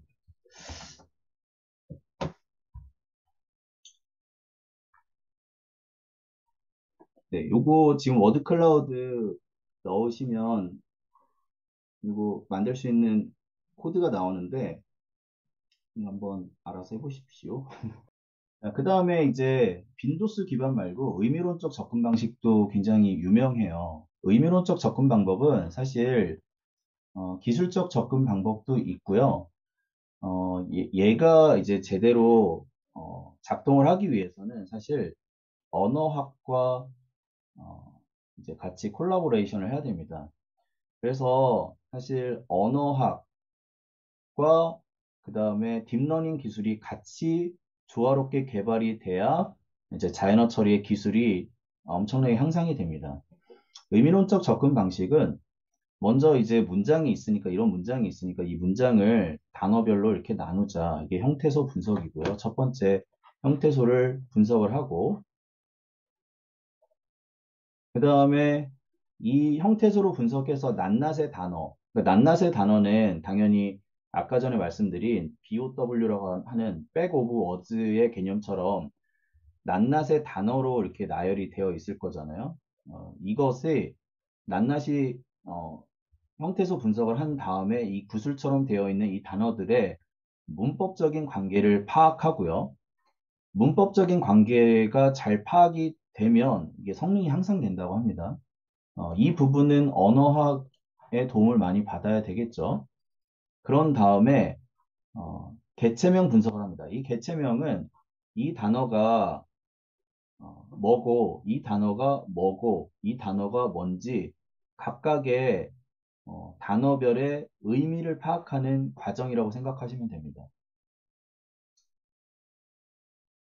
그런 다음에 어, 이 문장에서 전체적인 맥락을 고려해서 의도를 파악하는 것이 목적입니다.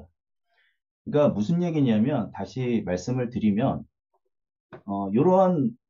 요런 단어가 있어요. 요런 단어가 기계가 이해하게 하도록 만들고 싶은 거죠. 그러면 먼저 단어를 나눠야 되죠. 단어를 나눠야 되니까 이렇게 각각 단어로 나눌 겁니다. 이게 형태소 분석이고, 그런 다음에 얘를 숫자로 당연히 바꾸겠죠. 이 과정이 생략돼 있어요. 그럼 이 단어들이 그냥 낱낱이 쪼개놨기 때문에 순서에 상관없이 이게 나열될 거예요. 그러면 이 단어들을 보고 떤 종속 관계가 있는지 구문 분석을 하고요. 구문 분석을 한 다음에 이 단어 자체의 의미를 파악하는 개체명 분석을 하고, 그런 다음에 이 문장에서 어, 의도하는 바 또는 의미가 무엇인지를 담아 의도 분석으로 한다고요. 그래서 언어를 이해하는 방법으로 의미론적인 접근 방식을 설명을 드렸습니다. 다양한 방식이 있다는 것을 이해하시면 될 것 같아요. 자, 그 다음에 엔그램이 있는데요. 저기 여기 다시 한번 보여드릴게요.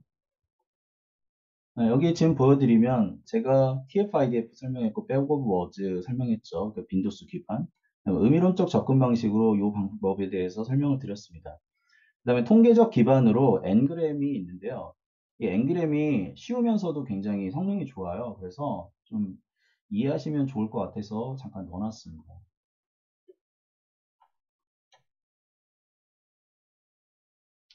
네, N그램은 뭐냐면 언어를 이해하기 위해서 어, 사실 어, 이 언어는 이 단어로 이렇게 나열되어 있으면 얘가 이것 따로 이것 따로 이것 따로 이것 따로 낱낱이 있잖아요.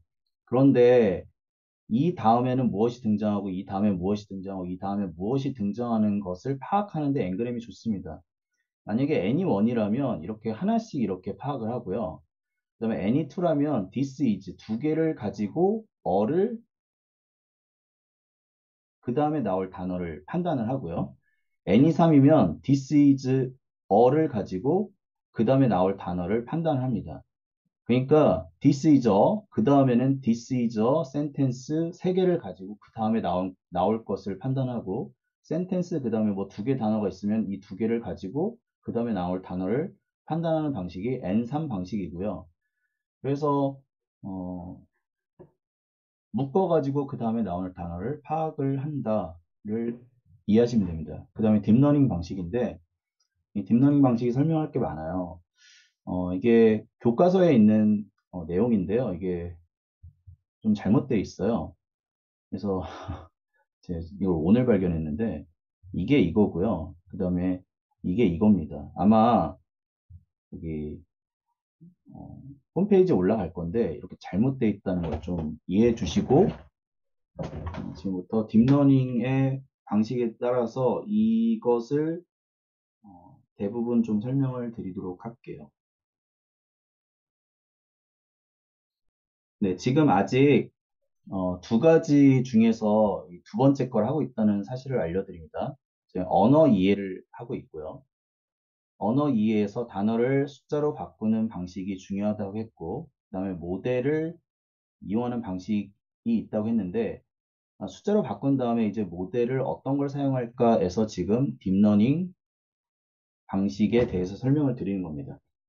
자, 여기 지금 보시면 순환신경망은 RNN이라고 하죠. 일반적인 딥러닝을 만약에 쓰신다면 이렇게 될 거예요. 단어는 너는 노래를 못 부르지 않아 에서 얘가 은닉층입니다. 은닉층. 그러니까 이렇게 돼 있는 것을 이렇게 그냥 순서만 바꿔서 표현했다고 생각하시면 되고, 어, 90도 돌린 거고요. 은닉증 이게 단어를 하나 넣어서 출력을 뽑는 겁니다. 너는 중립이고요. 노래는 중립이고요. 못은 부정이고 부르지 중립이고요. 안하는 부정이에요. 그래서 일반적인 딥러닝 모델을 사용하시면 얘는 2대, 그러니까 사실 긍정과 부정만 따지면 되죠. 근데 긍정이 0이고 부정이 2죠. 그래서 얘는 2대 0으로 부정이 나와요. 그런데 순환신경망 RNN에서는 여기 가운데 얘를 연결시켰습니다. 이것이 다르죠.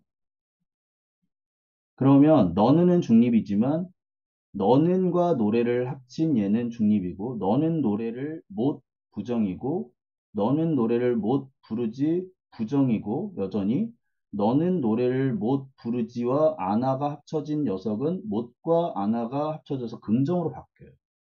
그래서 얘가 텍스트에서는 성능이 더 좋다는 거죠. 이해가 되나요? 그러니까 일반적인 딥러닝을 이렇게 단편적으로 있지만 RNN은 이렇게 시퀀셜하게 직렬로 연결을 시켜놨다. 왜 그러냐면 사실 저도 지금 얘기하고 있는 이 강의와 선생님들이 학생들에게 얘기할 때 또는 일반적으로 얘기할 때는 단어들을 순서대로 저희가 나열한 것인데 단어를 어디에 쓰는 것, 시간에 따라서 의미가 달라질 수 있고 어쨌든 이 단어는 문장에서 텍스트는 순서가 굉장히 중요하다는 사실을 이해하기 시작한 거죠. 그래서 순환신경망이 나왔고 순환신경망이 일반적인 딥러닝보다 성능이 좋다라는 사실을 이해하셨길 바랍니다. 자, 그 다음에는 얘가 RNN이 성능이 좋다라고 알려졌지만 여전히 이걸 해결 못했어요. 장기 의존성 중요성. 그러니까 여기에 스카이가 나와요. 이 스카이는 서울대, 연세대, 고려대의 스카이인지 하늘인지 이전에 있는 이 클라우드를 보지 않으면 얘가 하늘이구나를 이해를 못해요. 그런데 이전에 있는 단어가 여기까지 잘 갈 것이냐에 대한 문제가 굉장히 커다란 문제죠. 그러니까 이전에 있는 단어를 뒤에 있는 어떤 단어가 받았을 때 얘가 이 단어를 의미하는구나를 잘 이해를 할 수 있냐는 문제에서 RNN은 어렵다라는 결과가 있었고 그래서 LSTM이 나왔습니다. 이거를 설명하는 게 의미가 있을 것 같아서 설명을 드리는 거예요. 자, 보세요. 얘가 RNN이고요. 얘가 LSTM입니다. 차이는 뭐냐면 여긴 이전에 있는 단어를 이용하긴 하지만 선이 하나밖에 없죠. 얘는 LSTM은 두 개로 바뀌었습니다. 이 선을 뭐라고 하냐면 롱텀. 얘를 뭐라고 하냐면 숏텀이라고 합니다. 그래서 롱, 숏텀 메모리라고 하고요. 차이는 뭐냐면 복잡하다는 차이가 있죠. 네, 근데 보시면 얘는 뭐냐면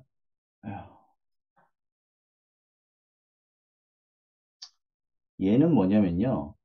얘는 포겟 게이트고요. 이 전체를 뭐라고 부르냐면 셀 스테이트라고 합니다. 그러니까 얘는 이전에 있는 문장을 쭉 다음으로 그냥 연결시켜 주는 거고요. 얘가 이전을 얘가 뭐죠? 얘가 시그모이드죠. 시그모이드는 0부터 1 사이에 이런 함수잖아요. 그래서 여기 0, 1. 얘를 통해서 이전의 문장을 얼마나 있게 만들 것인가. 예를 들어 0이라면 다 잊을 것이고 1이라면 하나도 잊지 마 라는 얘기예요. 그래서 이전에 나온 문장을 얼마나 잊게 만들 것인가에 대한 얘기가 얘고요. 그래서 곱해줍니다. 0을 곱해주면 다 잃어버릴 거예요. 그 다음에 얘는 뭐냐면 새로운 단어가 등장했어요. 이 새로운 단어를 여기에 얼마나 더해줄 것인가. 이거를 많이 보셨을 건데 이해를 못 하셨을 것 같아서 제가 좀 설명을 드려요. 얘는 얼마나 잊게 할 것인가? 포겟 게이트입니다. 뭐를? 이전 것을. 얘는 뭐냐면 새로운 XT를 얼마나 이전과 추가해 줄 것인가. 그러니까 플러스죠. 이전에 온 것을 추가해 주니까요. 그 다음에 얘는 뭐냐면 아웃풋 게이트인데 그 다음에 이렇게 뿌려줍니다. 그래서 선을 한 개를 더 연결했죠. 롱텀을 더 연결해 주면서 이전에 있는 문장을 더 잘 이해를 하더라가 LSTM이라고 이해하시면 좋을 것 같네요. 네, 5분밖에 안 남았대요. 3분 남았대요. 설명할 게 많은데. 네, 그 다음에 시퀀셜 투 시퀀셜이 있습니다. 네, 번역을 생각해 볼게요, 번역. 자, 번역이 있는데 ABC를 쫙 모아요. 그런 다음에 얘가 이제 응축을 합니다. 얘를 그러니까 인코더에 있는 내용을 전부 다 응축시켜요. 그러니까 응축이 아니라 사실 저장을 시키죠. 그 다음에 디코더한테 알아서 해석해, 알아서 번역해라고 이렇게 뿌려줍니다. 이게 시퀀셜 투 시퀀셜인데 인코더, 디코더, RNN이라고 합니다. 번역이라고 생각해 볼게요. 한국어를 영어로 번역하는데 뭐라고 이렇게 문장을 주르륵 쓴 다음에 이거 다 기억했지? 자, 이제 번역해봐. 이런 느낌이에요. 성능이 안 좋겠죠? 그래서 얘를 어떻게 해결할까를 따졌을 때 이제 어텐션이 등장했습니다. 어텐션. 어텐션은 뭐냐면 이히, 모히, 비, 비어의 독일어가 있을 때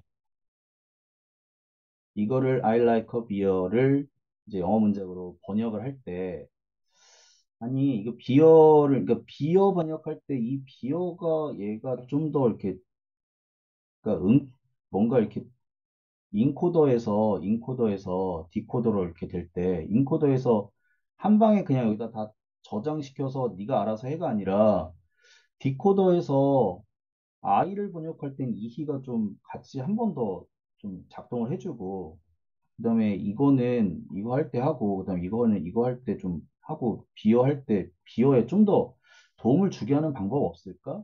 이게 어텐션입니다.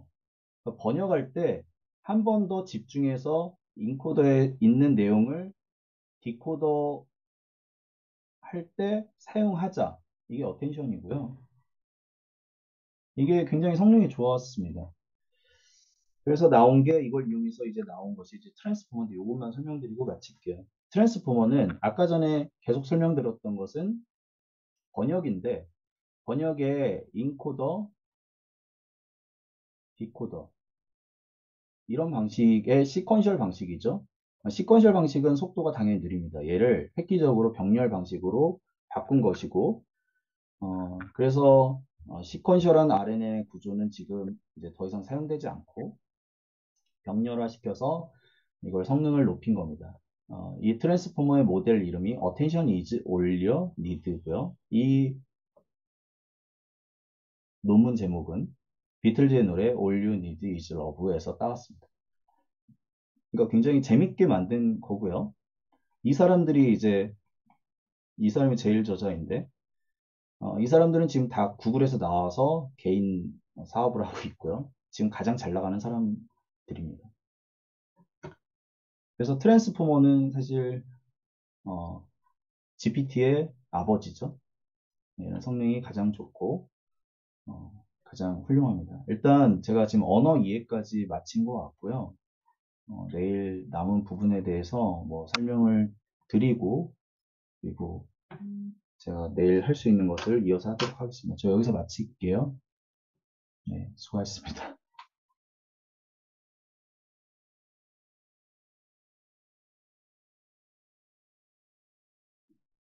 안녕하세요. 제 목소리 잘 들리시나요? 네, 네. 감기가 걸려가지고요. 좀 목소리가 좀 이상해도 양해 부탁드리겠습니다. 네, 그러면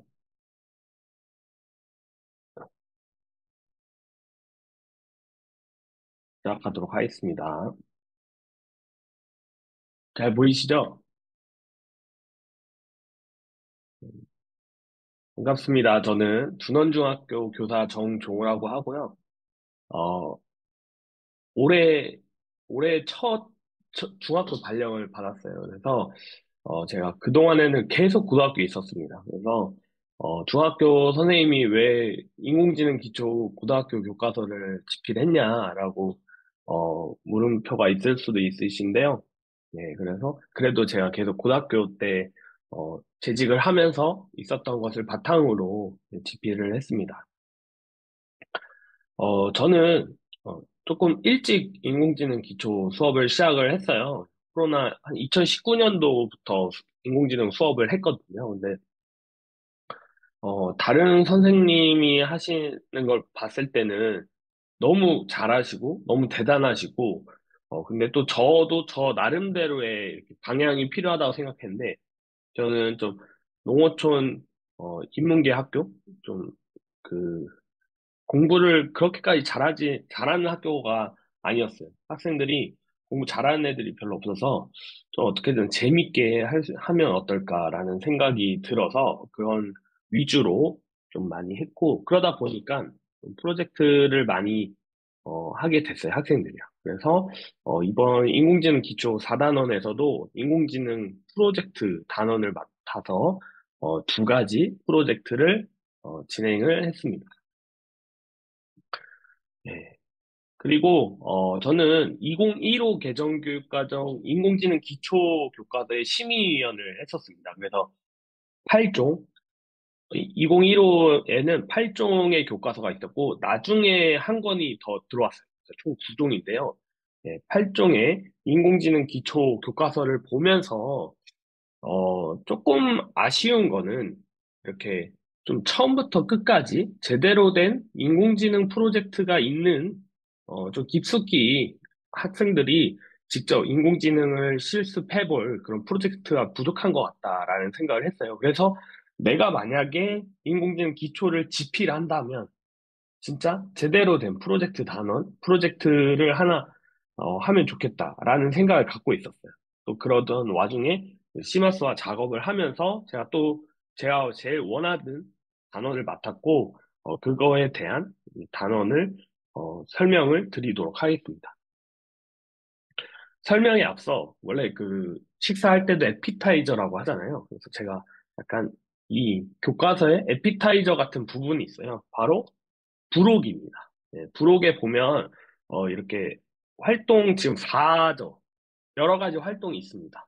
여러 가지 활동이 있는데 이 활동이 중간중간에 선생님들이 좀 학생들 흥미를 돋을 때 정말 괜찮은 활동들이 많거든요.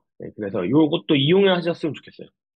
보시면 지금 페이지 224쪽입니다. 224쪽이고요. 여기 보시면 하나, 둘, 셋, 넷, 다여, 일곱, 여덟, 아홉, 열, 열하나, 열둘, 열세, 열넷, 열일곱 줄. 열일곱 줄 만에 요런, 하나의 지도가 나옵니다. 그 지도가 나오는데요.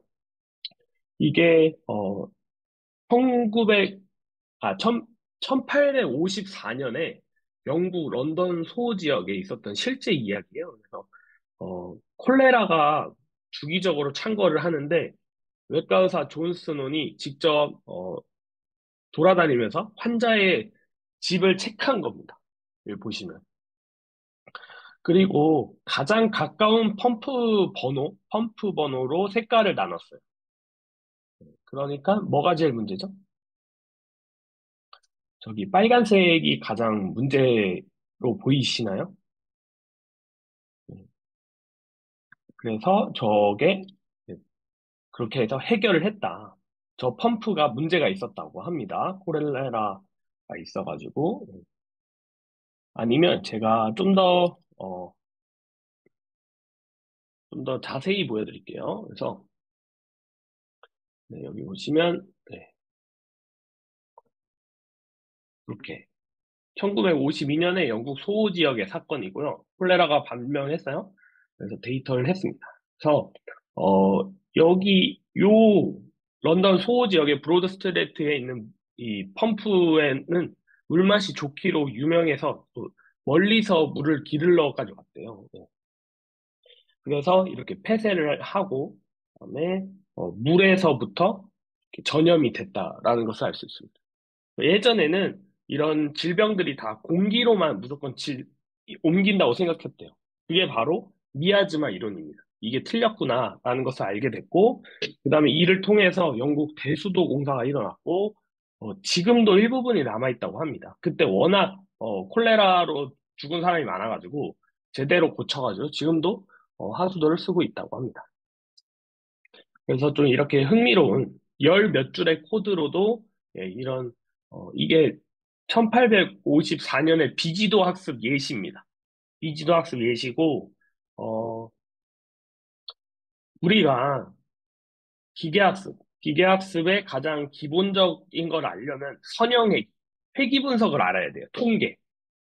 통계 회귀 분석에서 발전된 게 회귀거든요. 기계학습의 회귀. 그런 것처럼 비지도 학습 분집의 가장 기본은 유클리드 거리입니다. 유클리드 거리 공식을 이게 그 중점이 변화가 없을 때까지 계속 돌린 게 클러스터, 비지도 학습의 회의 분집이거든요. 그래서 요 예제 하나로 비지도 학습의 가장 기본적인 이해를 도울 수가 있습니다. 또 저는 파이썬이나 오렌지나 뭐 챗GPT나 이 플랫폼은 그 선생님이 있는 학교의 여건, 환경, 뭐 학생들의 수준, 시수 이런 거에 따라 다 다르게 해도 괜찮다고 생각하거든요. 그래서 제가 조금만 더 보여드리자면요. 이거를 굳이 파이썬으로 안 하고 이런 식으로 챗GPT로도 할 수가 있어요. 지도에 이렇게 콜레라 표시해줘. 그러면 이렇게 표시가 됩니다. 여기가 런던 소호지역이에요. 이렇게 표시가 되고 그 다음에 지도에 표시하고 이런 식으로 표시해줘. 펌프 번호별로 다르게 표시해줘. 이렇게 하면 이렇게 표시를 해줍니다. 요거 다운로드 누르면 이렇게 됩니다. 그래서 이렇게 챗GPT로도 쉽게 요 예제를 할 수가 있습니다. 그 다음에는 정형 데이터를 이용한 인공지능 프로젝트입니다. 주제는 기대 수명 예측인데요. 요 기대 수명 예측 프로젝트를 하면서 프로젝트가 무엇인지를 생각하면서 할 수 있게끔 해봤습니다. 이걸 왜 만들어? 그 다음에 뭐 어떻게 만들어? 그래서 결과가 뭐야? 무슨 알고리즘 썼어? 등등 이 일련의 프로세스를 좀 이해할 수 있게끔 하려고 좀 많은 좀 노력을 했습니다. 그래서 이런 식으로 단계가 있고요. 이거는 SDGs의 3번 목표를 바탕으로 했습니다.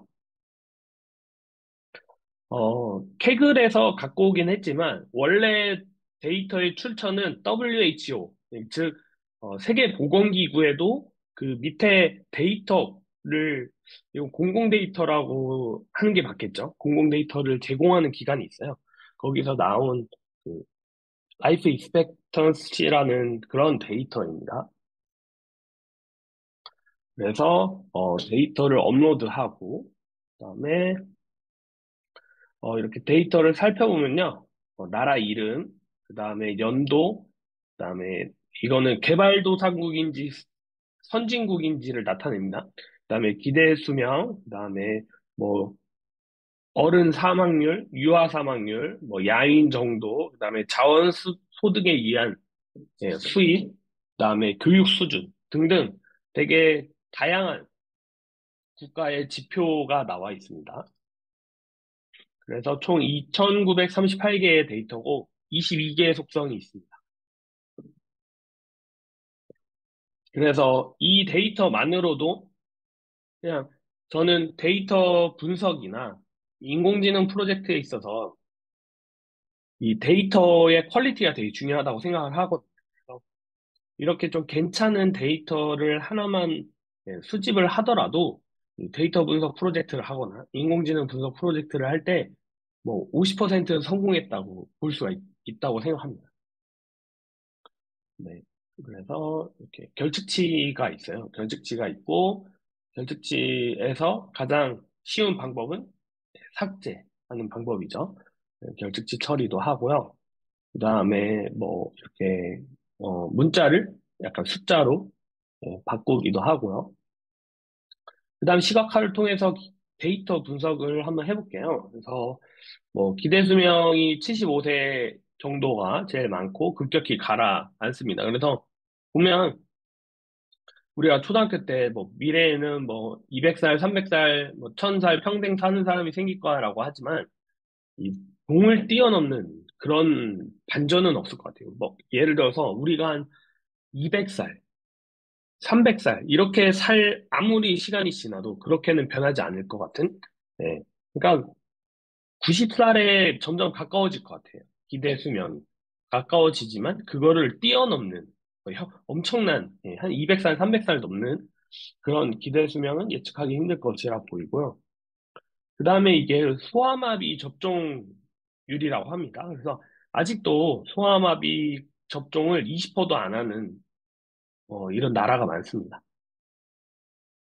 그리고 이 히트맵인데요. 저는 학생들한테 인공지능 프로젝트를 하면서 데이터 분석도 할 때 조금 힘들면 히트맵을 해라. 히트맵이 짱이다. 이런 말을 하는데 이렇게 어, 그 속성 간의 관계를 색깔로 나타냅니다. 그래서 색깔이 진할수록 그 속성 간의 관계가 높은 겁니다. 예를 들어서 기대 수명 있죠. 기대 수명과 가장 어, 연관이 높은 거는 여기 보시면 자원 소득에 의한 예, 수입이랑 교육 수준인 겁니다. 그래서 우리나라도 소득이 높잖아요. 소득이 높은 편이지만 자원에 의한 소득은 낮아요. 그러니까 뭐 사우디아라비아나 뭐 저기 노르웨이 뭐 이런 데가 자원에 의한 소득이 많고 그다음에 교육 수준도 높으면 그걸 알 수 있습니다. 그래서 데이터 분석을 하면 대부분 이 그 타겟 종속 변수에 대한 것만 데이터 분석을 하지만 이 히트맵은 다른 속성 간의 상관관계도 나타납니다. 예를 들어서 여기 알코올 보이세요? 이 알코올이 의외로 이 교육 수준이랑 가장 상관관계가 높습니다. 알코올이랑 교육 수준이 0.6이 넘어요. 그럼 이거 되게 밀접한 관계를 갖고 있는 거거든요. 그래서 술 같은 기호식품은 이런 교육이 되게 중요하다라는 것을 또 알 수 있는 거죠. 그래서 선진국, 네, 그 다음 봐요. 어느 정도 이게 즉 1이 선진국이고 0이 개발도상국이거든요. 그래서 제일 좀 흥미로울 수 있는 것들을 나왔는데요. 여기서는 요거 다른 걸 넣었지만, 홍역을 넣었지만, 여기다 알코올을 넣어 놓으면 이제 어느 정도 술을 좀 적당히 하는 나라들이 또 GDP가 높아요. 예. 그런 것도 한번 살펴볼 수가 있습니다. 그래서 인공지능 프로젝트이긴 하지만 제가 정말 다양한 데이터 분석 시각화를 보여주고 있습니다.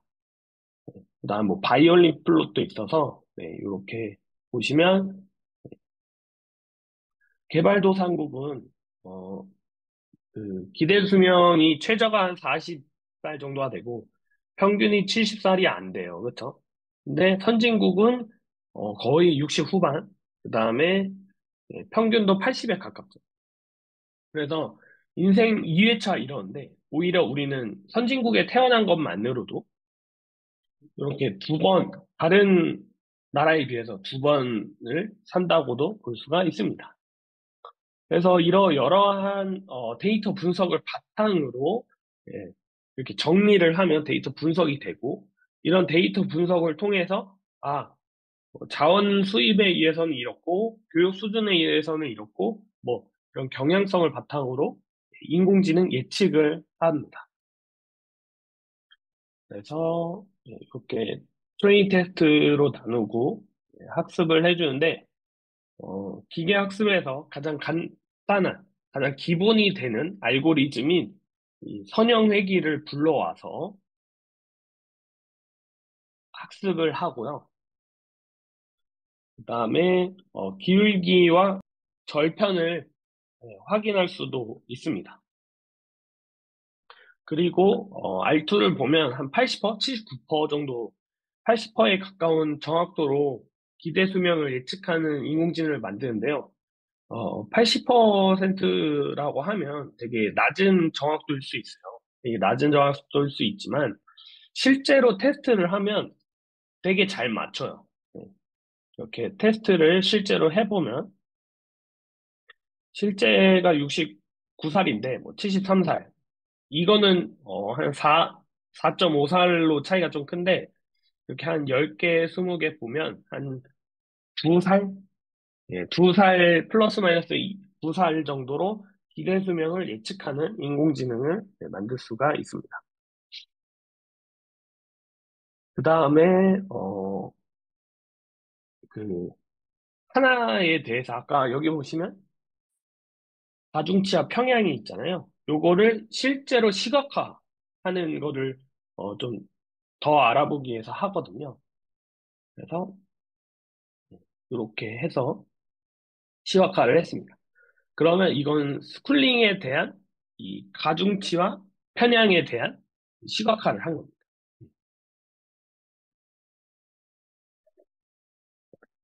그래서 아까 속성수가 22개였잖아요. 그러면 거기서 기대수면 빼고 21개에 대한 이런 직선들이 다 있는 거예요. 그래서 이 직선을 21를 대입해서 딱 데이터가 넣어지면 기대수명이 나오게 되는 거죠. 그래서 이게 하나의 프로세스가 되는 거예요. 인공지능 프로젝트. 그래서 데이터를, 아, 왜 이런 동기를 가지고 하는지. 그 다음에 그거는 동기는 대부분 이제 SDGs와 연관을 시키죠. 그러면 더 좋고. 그 다음에 데이터를 수집 어디서 했는지. 그 다음에 데이터 전처리, 확인. 그 다음에 시각화하고. 그 다음에 분석한 후 이 결과를 좀 종합해보고. 그 다음에 인공지능 알고리즘을 선정하고. 그 다음에 예측을 합니다. 그 다음에 평가를 하고 수정, 예, 성능 평가 향상, 그 다음에 모든 발표까지 하면 하나의 1년의 프로젝트가 됩니다. 제가 파이썬 코드도 한번 보여드릴게요. 이게 실제로 파이썬 코드인데요.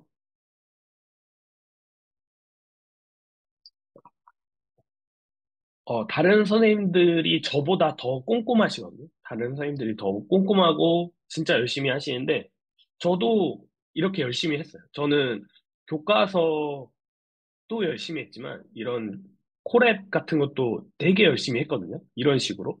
네. 그래서 이런 데이터를 잘 얻게 되면 탐구 주제가 엄청 많아지는 거예요. 데이터 수집만 잘 하더라도 제가 아까 50%는 성공했다고 했잖아요. 그 이유가 이런 식으로 데이터 하나 잘 수집을 하면 여러 가지 방면으로 탐구를 주제를 설정할 수가 있습니다. 그래서 좀 쭉 넘어갈게요. 쭉 넘어가서 이렇게 다 설명 같은 거 다 써놓고 이런 식으로 설명까지 결과 설명까지 다 써놨거든요, 제가. 그래서 선생님들이 좀 가르치기에 되게 편하실 거예요. 예시 같은 것도 다 요것도 다 게시판에 다 올라갈 예정이라서 선생님들도 다 다운받을 수 있으십니다. 제가 이렇게 써놨고요. 그 다음에 교과서에는 지금 요거 일부분만 올라갔지만 네, 실제로는 심화가 있어요. 네. 그래서 아까 이거는 제가 교과서에 넣었었죠. 이렇게 올려놓으면 박스 플롯이 이런 식으로 올라가기도 하고 그 다음에 스캐터 플롯도 이렇게 좀 고급형이 있거든요. 그래서 이렇게 또 심화로 가르칠 수도 있다라는 것을 알려드릴 수 있습니다. 유아 사망률입니다. 유아 사망률. 그래서 지금 인도가 유아 사망률이 엄청 떨어지죠. 그래서 지금 세계 인구 순위 1위가 중국에서 인도로 바뀌었잖아요. 그거에 대한 큰 이유가 될 수가 있습니다. 그 다음에 나이지리아가 유아 사망률 2위입니다. 근데 나이지리아가 출산율이 6인가? 6이라고 합니다. 6. 세계 1위, 출산율 세계 1위. 우린 0.7 막 이러잖아요. 근데 나이지는 6이라고 합니다. 근데 아기를 그렇게 많이 낳는데 유아 사망률은 세계 2위다. 이거 엄청난 큰 문제겠죠. 이런 것도 시각화를 통해 알 수가 있습니다. 다음에 뭐 중국도 줄어들긴 하고 있습니다. 파키스탄 이런 식으로 볼 수 있고. 그다음에 데이터 시각화가 이런 식으로 약간 3D로도 되기도 합니다. 이게 범위가 작아서 그런데 이런 식으로 가끔 나오고. 그래서 이렇게 어, 인공지능 기초의 마지막 단원이잖아요. 그 다음에 고등학교 정보를 이수한 그런 친구들이 이제 진로 선택으로 듣는 고등학교 2학년이나 이렇게 듣는 아니면 고등학교 1학년 2학기에 듣는 경우도 있어서 여러 가지 다양한 심화 활동을 할 수 있도록 교과서 외의 콜앱에도 많은 요소를 넣었습니다. 네, 여기는 아까 보여준 것이고요. 그 다음에 여기까지 제가 보여드렸잖아요. 선형회귀. 그 다음에는 딥러닝으로도 또 예측을 합니다. 그러니까 알고리즘을 여러 개를 한번 예측을 하는 거죠. 그래서 어, 기대수명 예측을 딥러닝으로도 이렇게 한번 보는 겁니다. 그러면 여기는 더 좀 줄어들어요. 오차가. 선형회귀보다 확실히 딥러닝이 더 우수한 결과를 보이는 것을 알 수가 있습니다. 네, 그리고 여기까지가 이제 첫 번째 프로젝트 기대 수명 예측 프로젝트고요. 두 번째는 실제로 인공지능 수업을 하게 되면 학생들이 거의 반반인 것 같아요. 정형 데이터 프로젝트 하는 친구 반, 비정형 데이터를 가지고 프로젝트를 하고 싶어 하는 사람이 반이에요.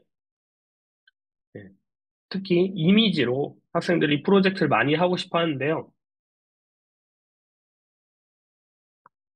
우리가 오렌지3나 뭐 엔틀이나 뭐 브라이티스라든지 아니면 티처블 머신이라든지 이런 조금 쉬운 코딩이 없는 인공지능 플랫폼을 이용하면 이미지를 가지고 인공지능 만들기가 엄청 쉽습니다.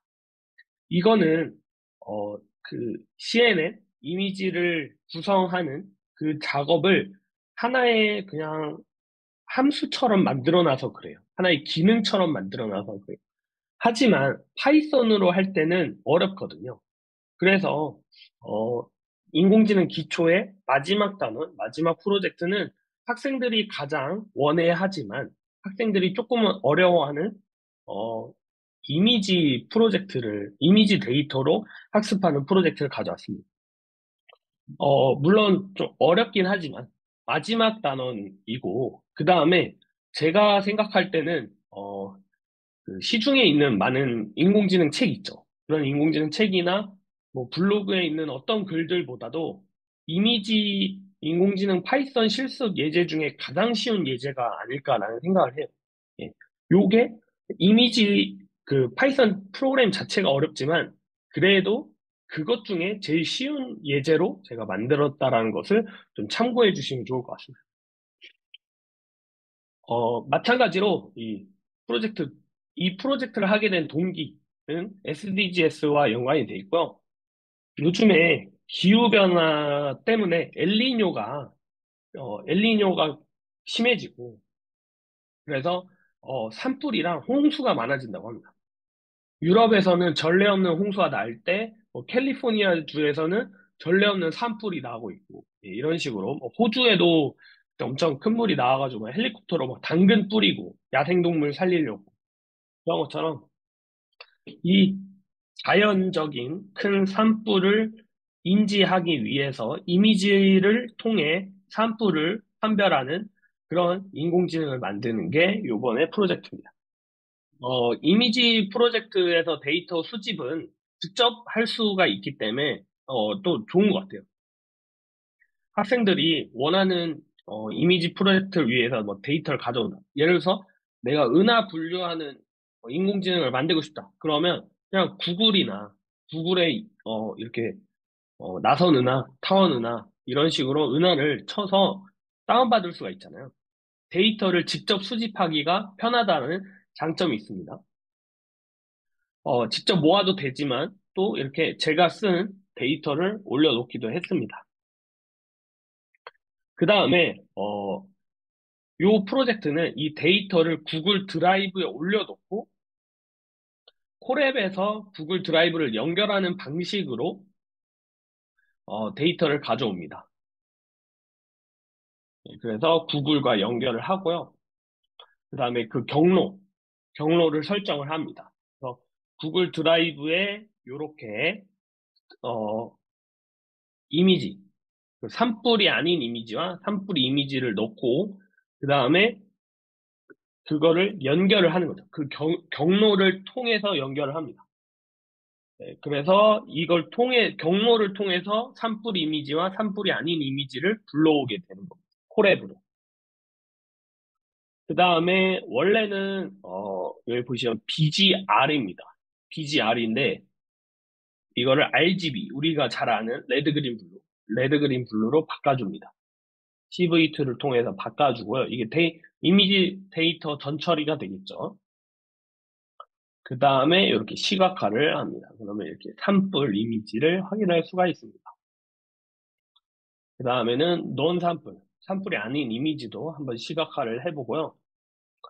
그 다음에 CNN에 대해서 있는데, 제가 알기로는 앞에 선생님께서 자세히 설명을 하셨나요? 그 앞에 부분에도 더 자세히 나와 있거든요. 그래서 여기서는 조금 간략하게 나타내도록 하겠습니다. 그러니까 저는 CNN이 어렵잖아요. 근데 학생들한테 설명할 때는 어떻게 하냐면요. 그, 선생님도 혹시 놀토라는 그 예능 아세요? 놀토에 보면 귀 보여주고, 눈 따로 보여주고, 연예인이 누군지를 맞추게 합니다. 저는 그게 제일 CNN과 비슷하다고 생각을 해요. 예. 이 귀, 눈, 뭐, 입 따로따로 이렇게 본 다음에 이거를 종합해서 범인을 찾는 게 CNN이라고 생각을 합니다. 정말 쉽게 설명하자면. 네. 그런 식으로 이렇게 일부분을 이렇게 숫자를 조합을 해서 계산을 해서 학습을 하는 게 바로 컨볼루션 CNN이라고 생각을 해주시면 좋을 것 같습니다. 그 다음에 좀 딥러닝의 연장이라고 생각을 하시면 돼요. 네, 여기서 CNN은 여기 보이신 것처럼 컨볼루션을 하고 그 다음에 폴링을 해요. 그래서 여기 보시면 컨볼루션, 풀링, 컨볼루션, 풀링, 컨볼루션, 풀링 하고 요거 싹 이렇게 기다랗게 만들고 그다음 그걸 가지고 딥러닝을 돌리는 거거든요.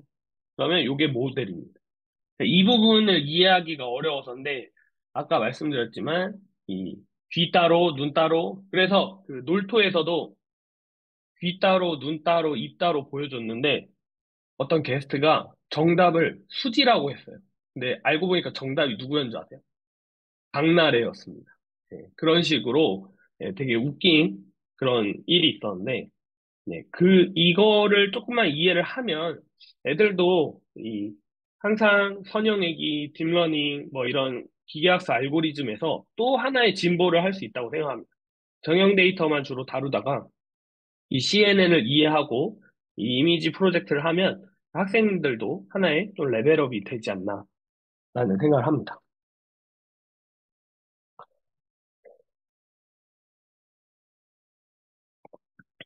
그래서 이렇게 컴파일을 하고요. 그 다음에 정규화를 하고 그래서 이미지를 통일된 값으로 변환을 해줍니다. 그 다음에 학습을 해주는데요. 여기서 좀 신기한 게 있었는데 여기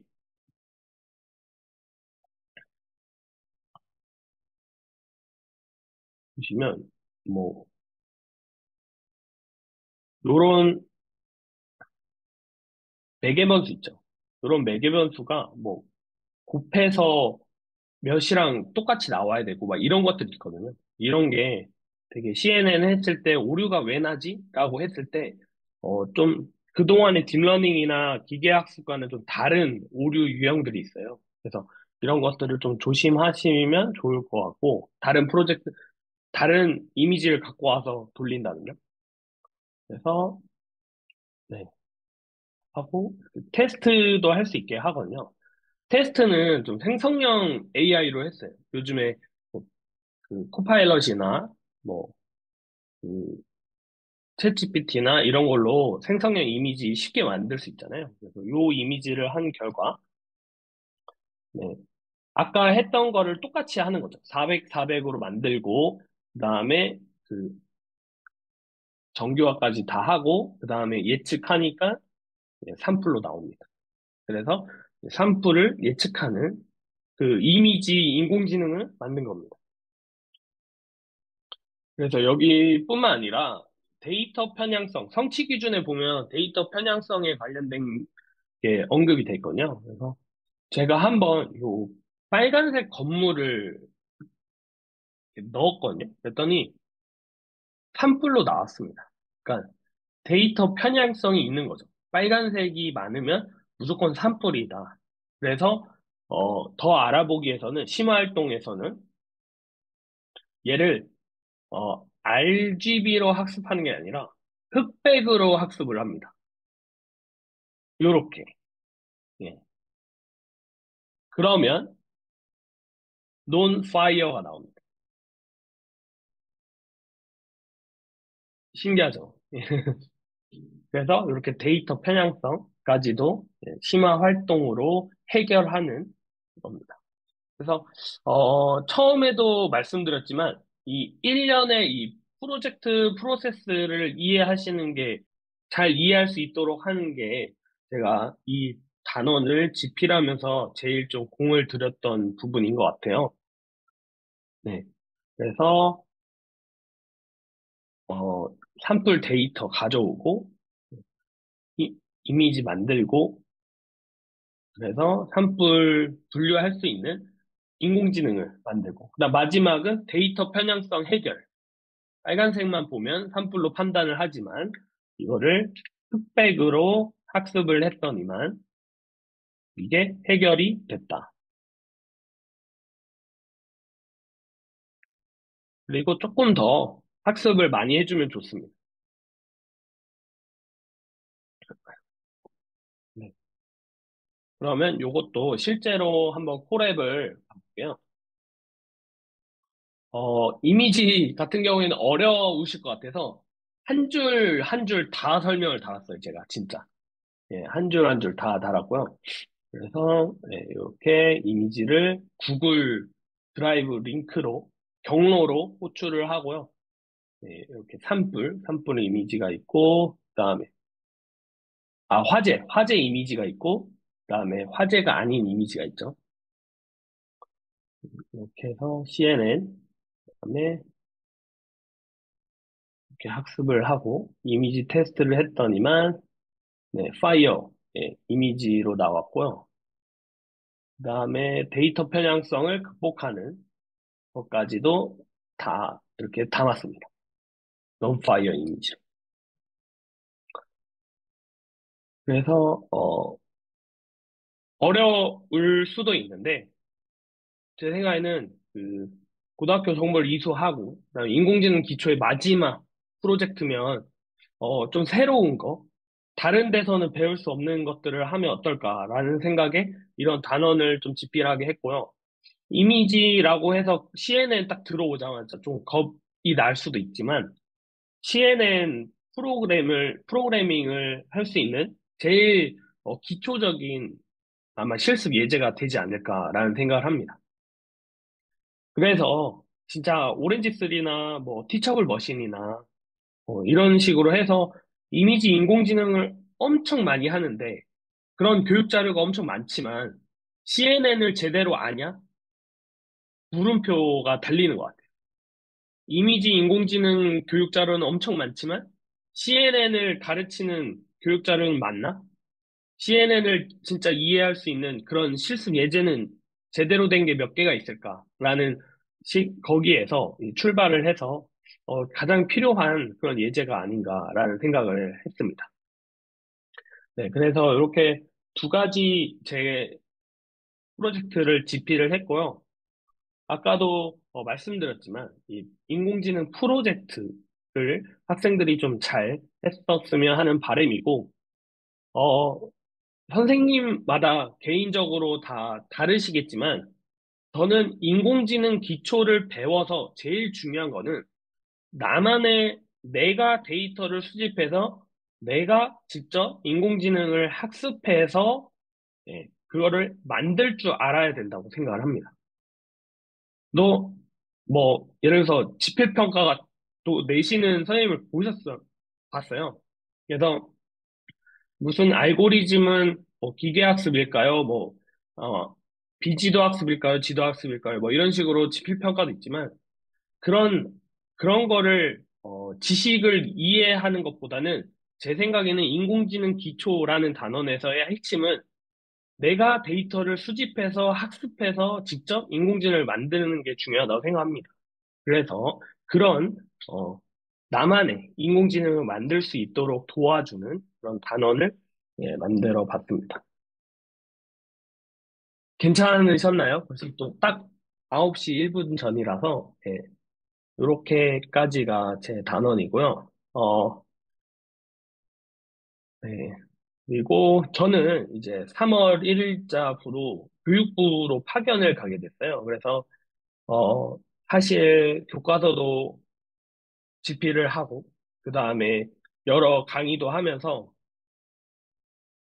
저 멀리 계신, 전국에, 저기 멀리 계신 정보 선생님은 어떻게 제 연수를 4년 만에 처음 들으셨대요. 이런 연수가 있는 줄도 모르셨대요. 그래서 저기 저 끝에 있는 말달에 퍼진 저 끝에 농어촌 아니면 읍면 지역 이런 선생님들까지도 다 도와주고 싶은 마음이 크거든요.